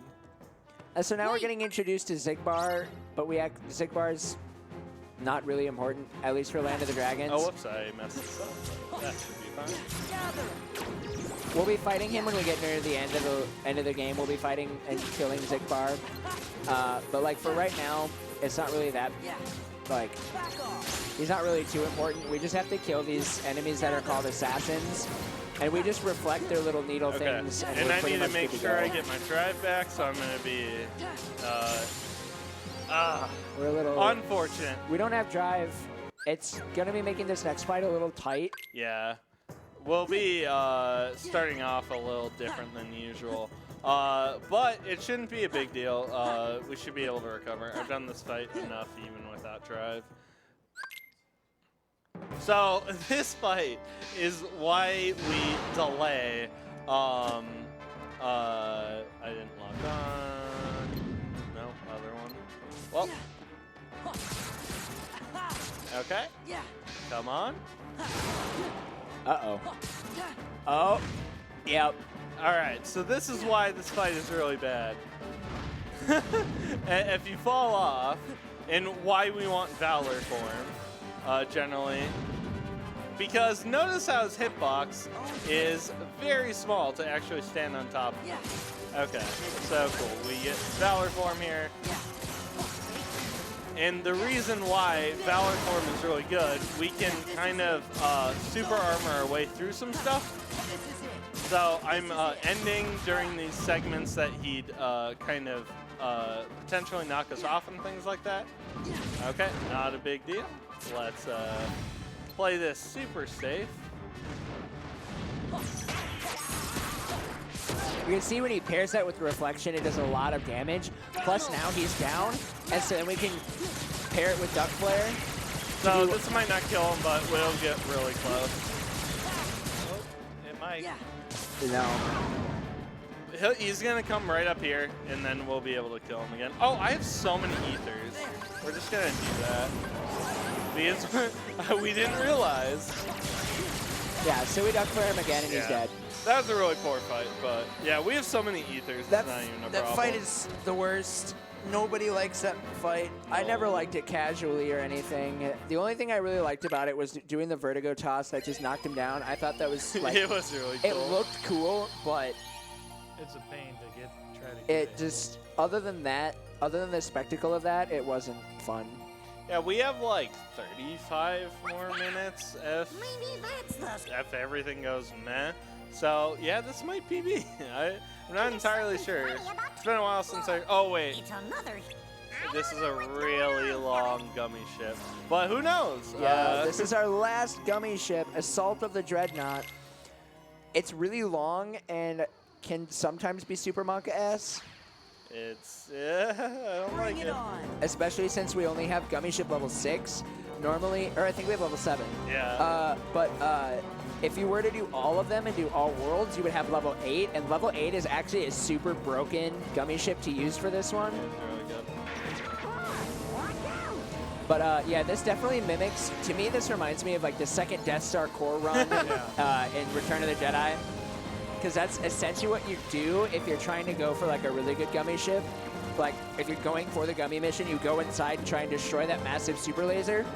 Huh, Death Star resemblance? Interesting.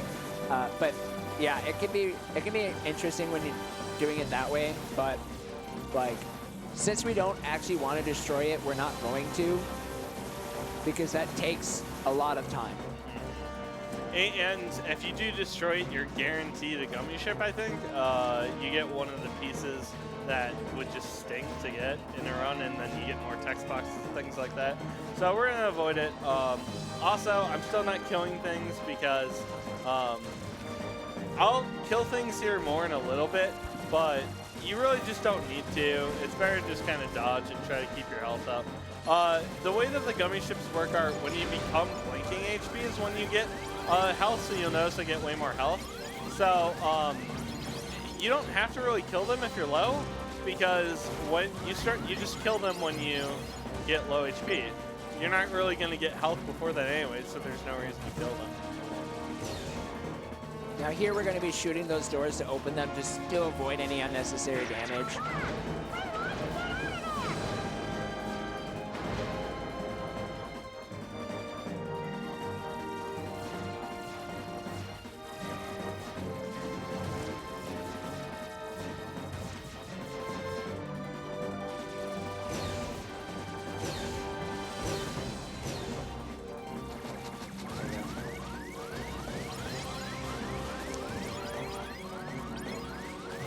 So yeah, as you can see right now, the health is kind of Monka-S.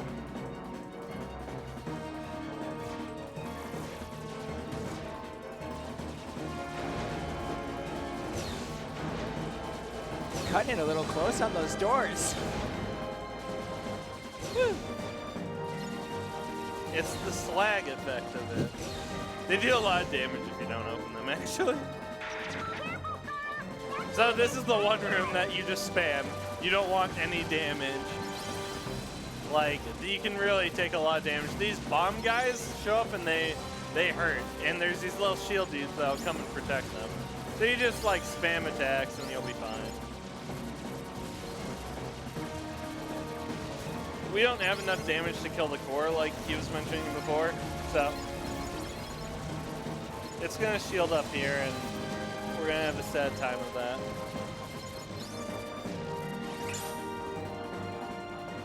And we're coming into the end game here. This is gonna turn into basically a boss rush mode in every single fight. This is why I fell in love with this game and why I wanted to speedrun it. Every single boss is fair interesting and has so many cool mechanics to it. There's a lot, like the boss fights that are going to be coming up are, like it's a lot of boss fights. Like you said, it's kind of a boss rush where we're going to be doing boss fight after boss fight after boss fight, and you would think like that would kind of get a little bit repetitive, but every single boss is so vastly different that you don't even realize that you're going from just multiple different boss fights because they're so different and they're all so unique. Like there's one with guns and then one with gambling and such. And we're he gonna needs to go to CR because or AA because he has a bad gambling addiction. And we're gonna see a Blue Eyes White Dragon in this run, guys. Yep. So for all you Yu-Gi-Oh fans, Blue Eyes White Dragon. Do we have time for a quick donation? Go for it.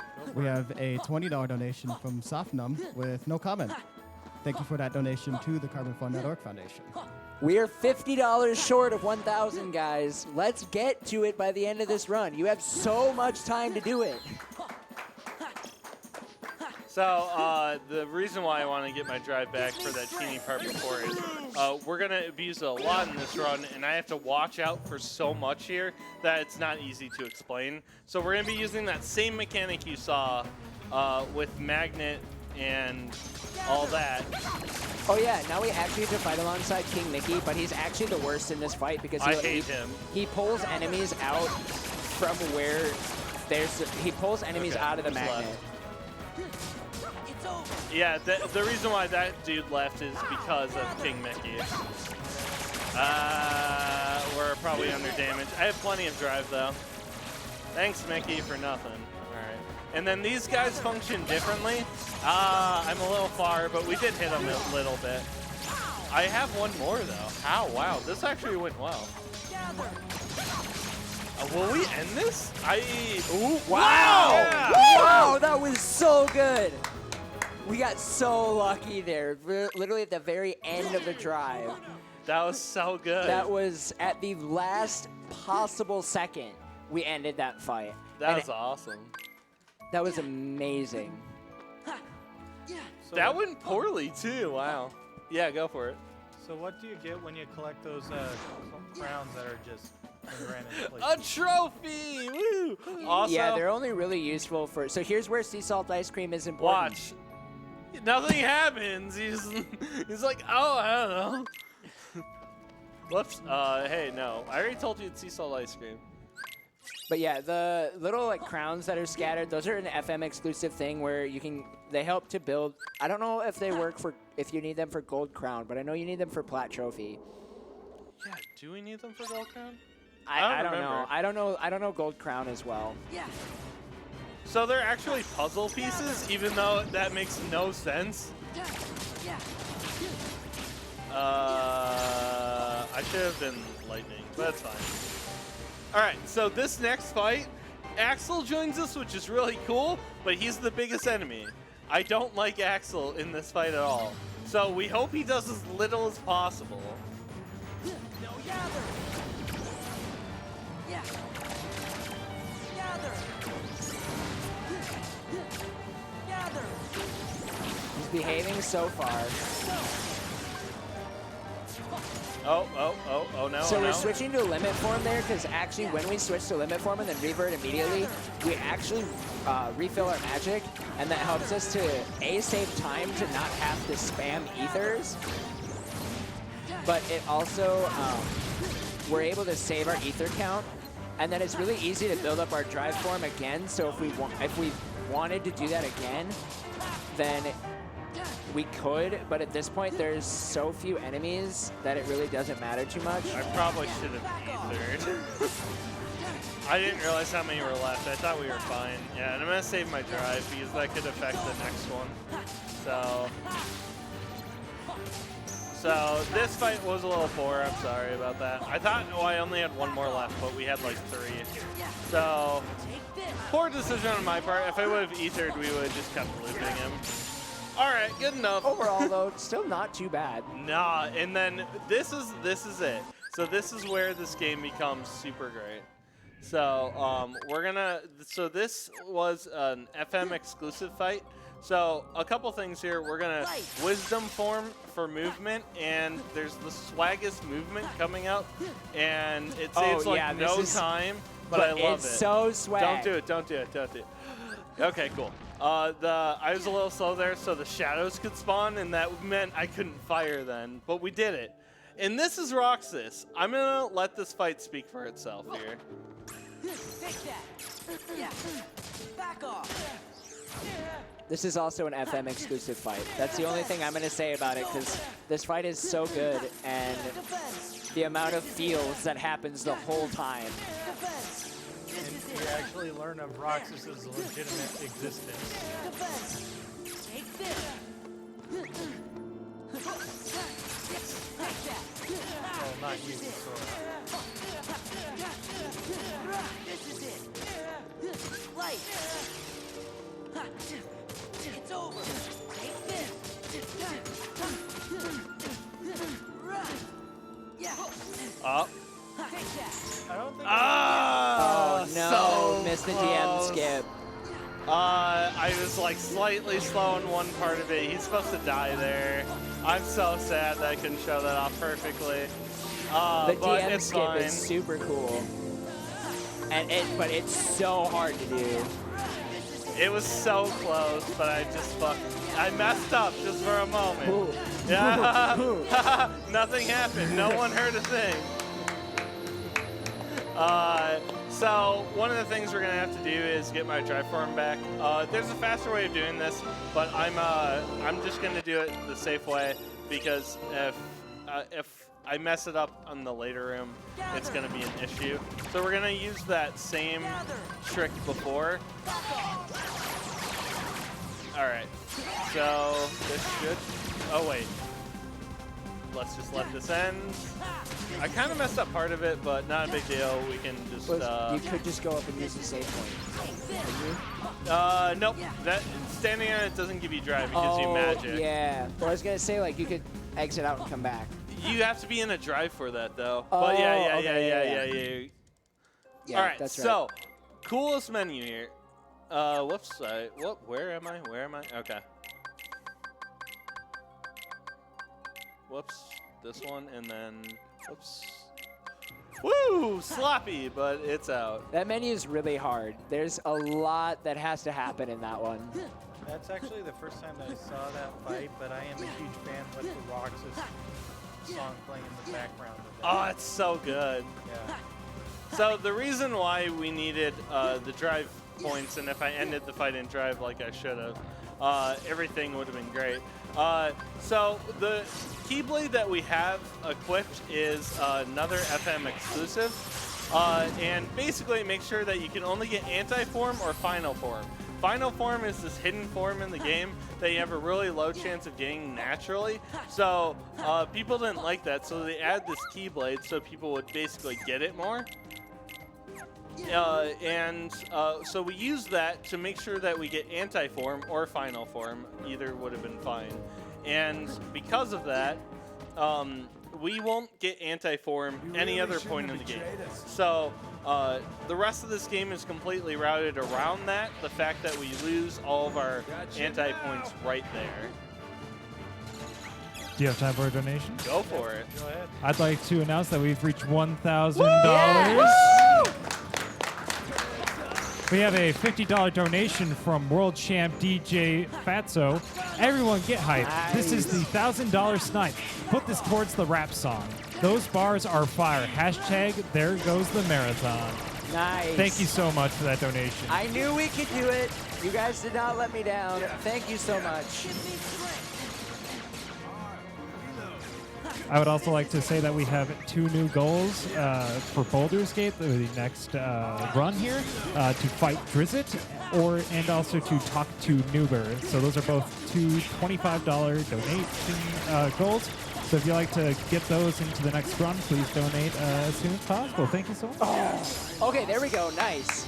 Can I just say that So- that guy sounds like that hardcore surfer dude? So yeah, he used Doug Flare there and DM skipped Zigbar. And Zigbar's DM, no matter how overpowered you are, it does a lot of damage and is Wait, what? really scary. Is this the right way, or did it turn me around? Nah, Okay, you're good, whatever. you're good. Whatever. So we're gonna use Wisdom Form for movement. Okay. So yeah, we're getting really close to the end of the run. We only have, well, now it's like, again, that boss rush. We have 2 more boss fights than the final boss that has like 5 final forms. And we just managed to come across Riku, aka Ansem. Oh, by the way, Kyrie's in this game. Hi, Kyrie. Hi, Kyrie. And she's actually pretty tough on her own, wouldn't you say? Because she gets a Keyblade and gets right into She it. hits a Keyblade, hits 3 things, and that's really all she does. Yeah. I mean, that's all she gets. That's more than she does in KH3. That's true. So now we're doing Luke Sword. Luke Sword's got a really interesting mechanic. As you can see, we've got the time gauge. That's how we're judging how this fight's gonna go. Even though we still have health, the only way that Luke Sword dies is by reducing his time to 0. And so you're gonna be seeing a lot of interesting things that are gonna be happening. We have to avoid getting hit, because every time we get hit, we lose time, and we want Luke Sword's time to drain. So every time he gives me that mini game, it's really good. He can give me 2 separate things. This fight has been going perfect, and I messed it up right there. But it's fine because this isn't the DM. It's over. I don't think, is there a way to DM? I don't think you can DM skip. Luke Oh, Sword, you can can, yeah. You can? It's really Okay. hard to do, but I'll attempt it. You can't do it on crit, I don't think. No, you might be able to do it on crit. But level 1, you definitely can't. And then on beginner, it's decently easy. But I'll probably mess it up. Yeah. This is it. Ha. A challenge. Yeah. Yeah. So, and the reason why I dropped it before, not to blame the game, but he drops audio cues left and right. Whoops, I forgot. We have these equipped now. But he'll drop audio cues all the time, and it's really hard to judge like what's happening if you can't hear his audio cues. So we're gonna go for the DM skip in a moment, but I need to make him do something else. I need to give him minigame. Yeah.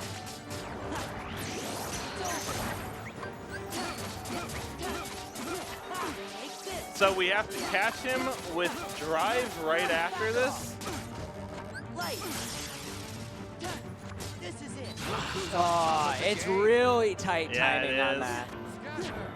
And then he can skip this DM. You can like buffer it a little bit by doing like 1-hits on him when he falls, but I've never gotten that consistently. So for me, I just think it's a little easier to go for it. So this is his DM. Do you know the rules? And then we can just spam another limit. Give me strength. I am a huge fan of this guy's ability with the cards and such. That's just like so unique from everyone else's. That was a decent Luxord fight. If I didn't mess up because I didn't hear the audio cue, it would have been really clean. But I'm still happy with it. Also, this is a strat most people don't ever see. This is the second safety strat in the run. So you can do this fight pretty easily without Peter Pan. But I actually really enjoy showing off Peter Pan at marathons because we see it earlier in the run, and it's cool. But just watch what it does to this dude, okay? So he's gonna toss his Keyblade here. He's basically starts in his DM. We're gonna go up to him. We're gonna, whoop.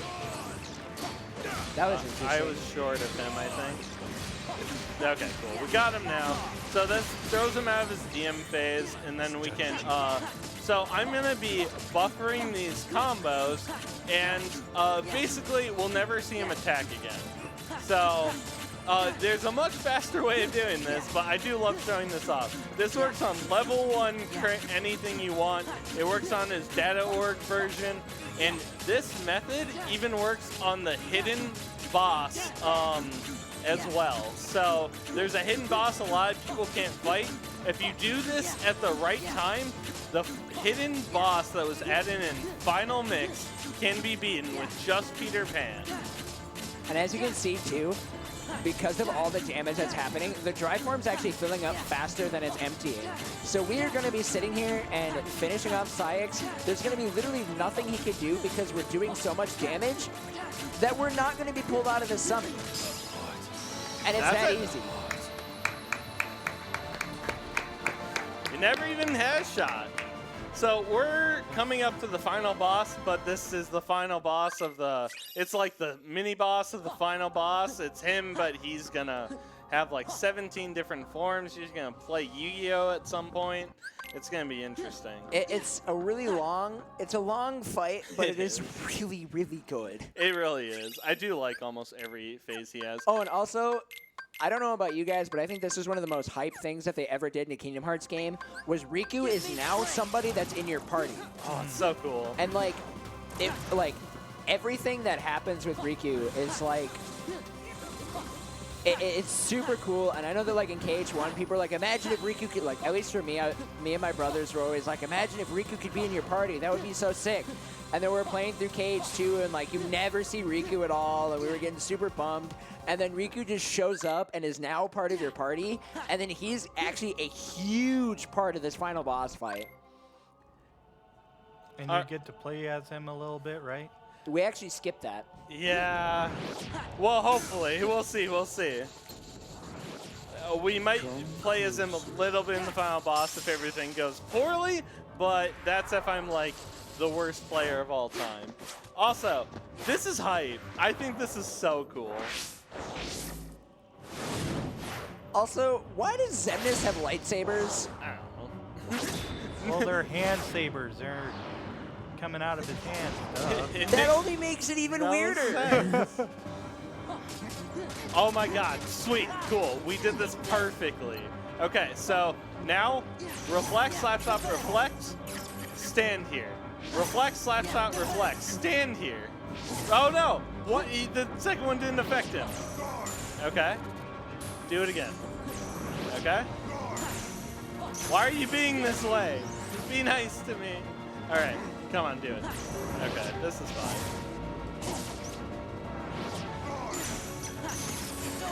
So you can, I did everything right at the first part, but you can basically avoid this move is the really annoying one. But we're going to be doing some damage with Trinity Limit. Eventually I'll go to Limit Form. We'll finish him off the same way we finished off Roxas here. Yeah. This is it. Right. Back off. This is it.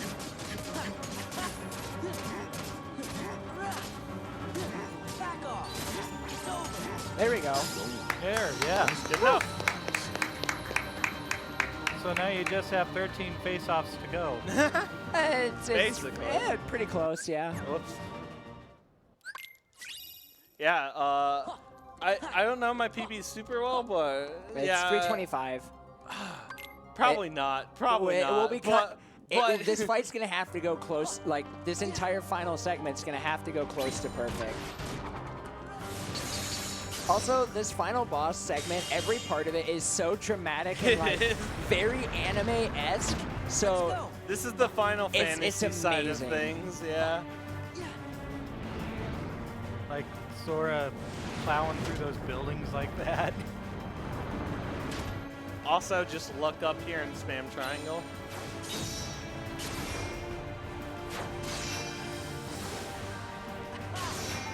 So, I still get Stitch in this run, and he's primarily for this part. oh yeah, we said there was Stitch, but you haven't seen him yet. But he will show up here soon. So we summon Stitch here.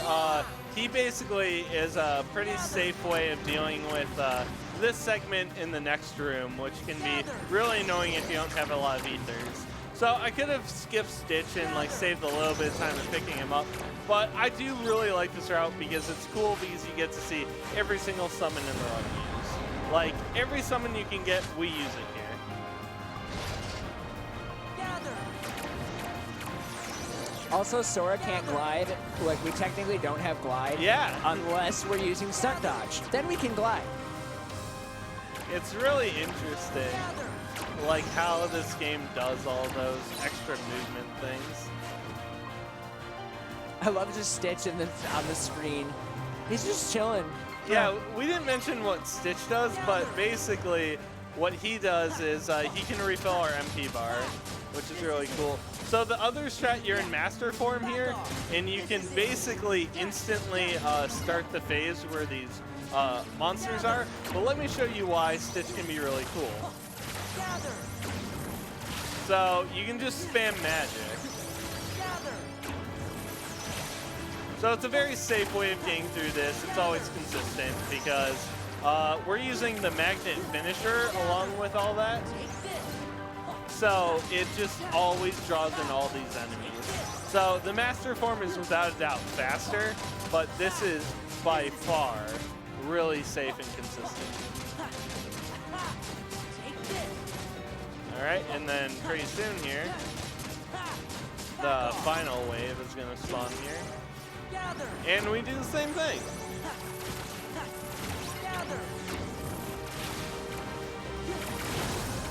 Oh, I got hit. He's not doing his job, so I need ether here. All right, well, never mind. Now he does his job. It's totally fine. Don't worry about it. When we're low HP, he will. Okay, I'm gonna ether again. So I got hit by a building, which is really bad. I should have watched that a little bit more closely. But this is the final assassin that we have to deal with. All right, so then we're gonna dismiss, and then, whoops, I need to do this one. And then we go up to Duck Flare here, and I'm gonna end it. And then I'm going to, in a moment here, only use a couple hits because we want to start building up our drive. All right, and then I'm gonna go Valor Form before, because if we don't go Valor Form before, you will get Anti-Form here. You can only get Anti-Form if enemies are around, so we want to make sure we do it before. Oh, by the way, yes, this is Xemnas. Some people thought this was somebody totally different, but no, this is just Xemnas. Xemnas, being the head of Organization 13, just has so much power. And you'll see him use, because of a lot of what's happening right now. Well, there's a lot, and there's so much that Xemnas has going on. So I almost died, and it's because, remember I said before that the clones are the strongest hitting things in the world? They comboed me there, and I almost died. All right, for all y'all Yu-Gi-Oh fans, it's time for the Blue Eyes White Dragon. You know, Xemnas is like, you thought I was done with you. Nah, Blue Eyes White Dragon. And also, apparently we know how to fly hover bikes. You're not flying it, Riku's doing it. Fair. So, go ahead. Also, this is 100% easier on the final mix version on PS4. If you play it on the original, this thing has way more HP and laser does like half damage. So, if you're seeing this wondering how I'm doing it so fast, go watch an original speedrun. They're still actually pretty slow on this because they just decided to make it easier when they remat in FM. Yeah, so what he's doing is he's mashing circle and square. And I think he's also mashing X as well. Yep. So he's mashing all three of those abilities. And that's going to be charging up his energy to be able to use the Mega Laser to do a lot of damage. But he's also chipping away at it by using his regular laser as well. I'm kind of showing it off here. We're doing some animation cancels if I don't drop my rhythm here. Just means that we can shoot out lasers to deal damage a little bit faster. It's a little hard to do in a good rhythm while also dodging. But it's something that we kind of do throughout the run so in you a can see couple that places. Mega Laser just destroys every single part of it. Yeah. So yeah, I'll show off animation canceling here. So here is it without animation canceling. You notice it completes, and then here's animation canceling. So you can see it's quite a bit faster. Might as well explain something since it's an auto scroller. Woo!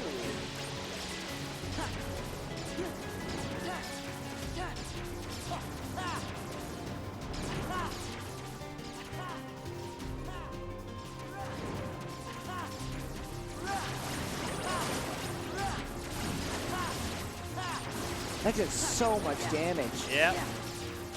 As somebody who hasn't played 2FM, that actually does a crazy amount of damage. It's so much better than the original in that sense.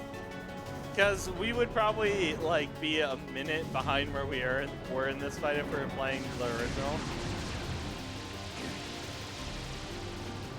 And then after this, there's 2 more phases, and that'll be it. That'll be the end of the run.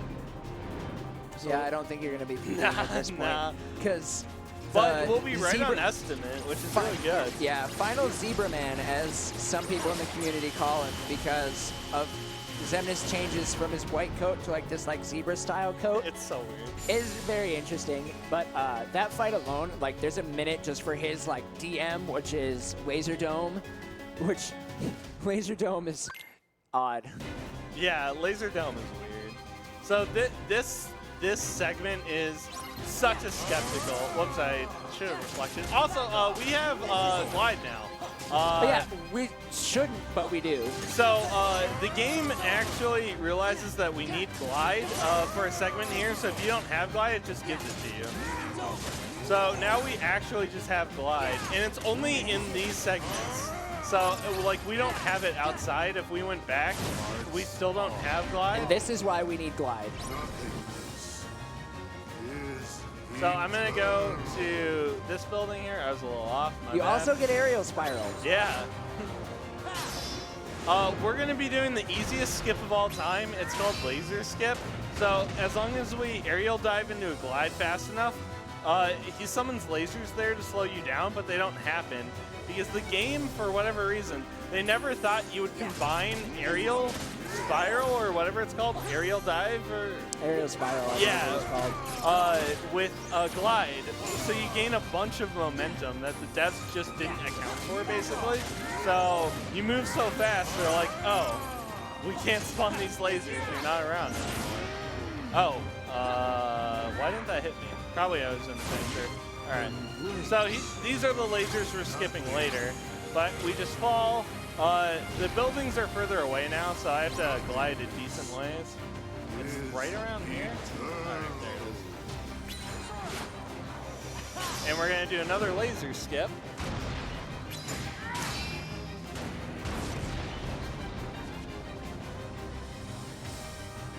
Yeah, also you move really, really fast when you glide, just because there's so much distance that has to be covered.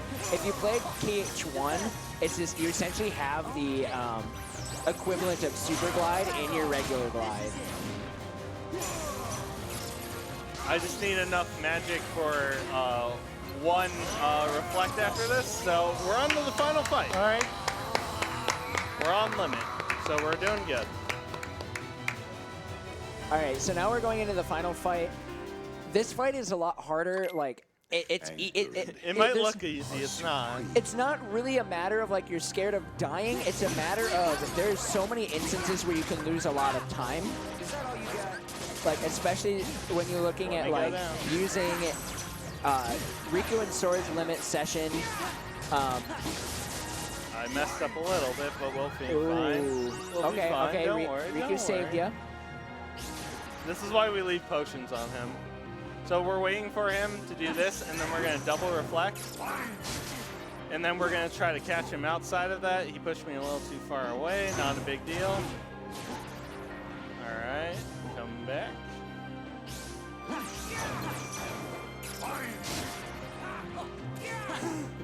We're slightly out of the way each time. And sometimes that's just... Okay, so that's what we're supposed to be doing. I'm also gonna ether while I have a moment, so same thing. And the reason why I'm being so careful here is we actually don't want to deal too much damage, because you'll see why in a moment. Alright, so I'm taking these blue orbs because I don't want to reflect, he'll take too much damage. Okay, so this is perfect. So I want a perfect. Alright, so we're all set up. Now I just need him to do the thing. This is it. Take this.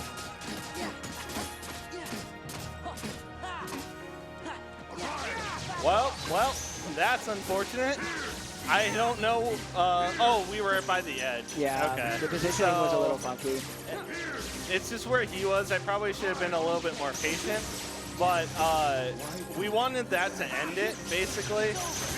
but we were too far near the edge, so he was outside the barrier, so we couldn't continue attacking him. So unfortunate, but we're just gonna power through it. We have so many ethers, it's not gonna be a big deal. Why don't you vanish? I timed that poorly. Okay. It's so, and this is why it's super important to keep your potions on Riku, because otherwise we probably would have died multiple times had we not put the potions on Riku. So you just do not want that. That is where you lose control of Sora, and it's very slow. So we just need to get him down to like 1.8 bars, and then we'll have finished the run, basically. So that's the real one. Perfect. All right. So yeah, that's pretty much it for the Xemnas fight. So now Time we is just going to have come this- up in like a minute. Yeah, now we just have this really long laser dome where he's going to be mashing triangle and X, because if he didn't do that, he would die. Either he would die or Riku would die. And you fail if either one dies. But it's really not that hard to reflect everything. On critical, it's actually pretty hard. You'll see some get through. It's not a big deal on beginner. On crit, you need to mash really hard, actually. Yeah.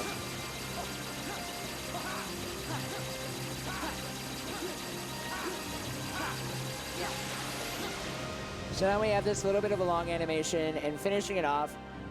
But yeah, that's pretty much Yeah, it. that's basically it. So just going to say really quick, I'm going to quit out of the fight afterwards because it kind of quickly plays some copyrighted music, and I'd rather just not deal with it. So I just closed the application. But this is nothing more than just a bunch of spectacle, and it's great. So thank you guys for having me. I really love this run. I'm glad I was able to show it off. I know it's super long, so a lot of marathons don't really like runs this long. So it's great showing it off. Thank you to the Midwest Speedruns family, and thank you for commenting with me. Yeah. This is great. So all we have to do here is time's about to come up, and time. Yeah. 3:29:08, not bad. 3 hours, 29 minutes, 8 seconds. That's not that bad. That's a pretty good marathon time, Yeah. considering your PB. Yeah, now we're just going to close out just to prevent copywriting. So, yeah, hope you guys enjoyed KH2FM. Yeah, stay tuned for the rest of the marathon. Shout outs to the KH2 community. They are super helpful. They have so many strats out there. When I joined, they have so many great guides, but everyone has their own strats. That's the cool part about this game. My strats aren't the best way. There's so many different things out there, and you just get overloaded with so many cool things you can do. So thank you again. Thanks again for commenting, Yeah. guys. And No problem. we'll see you guys in the rest of the marathon. Bye. See ya.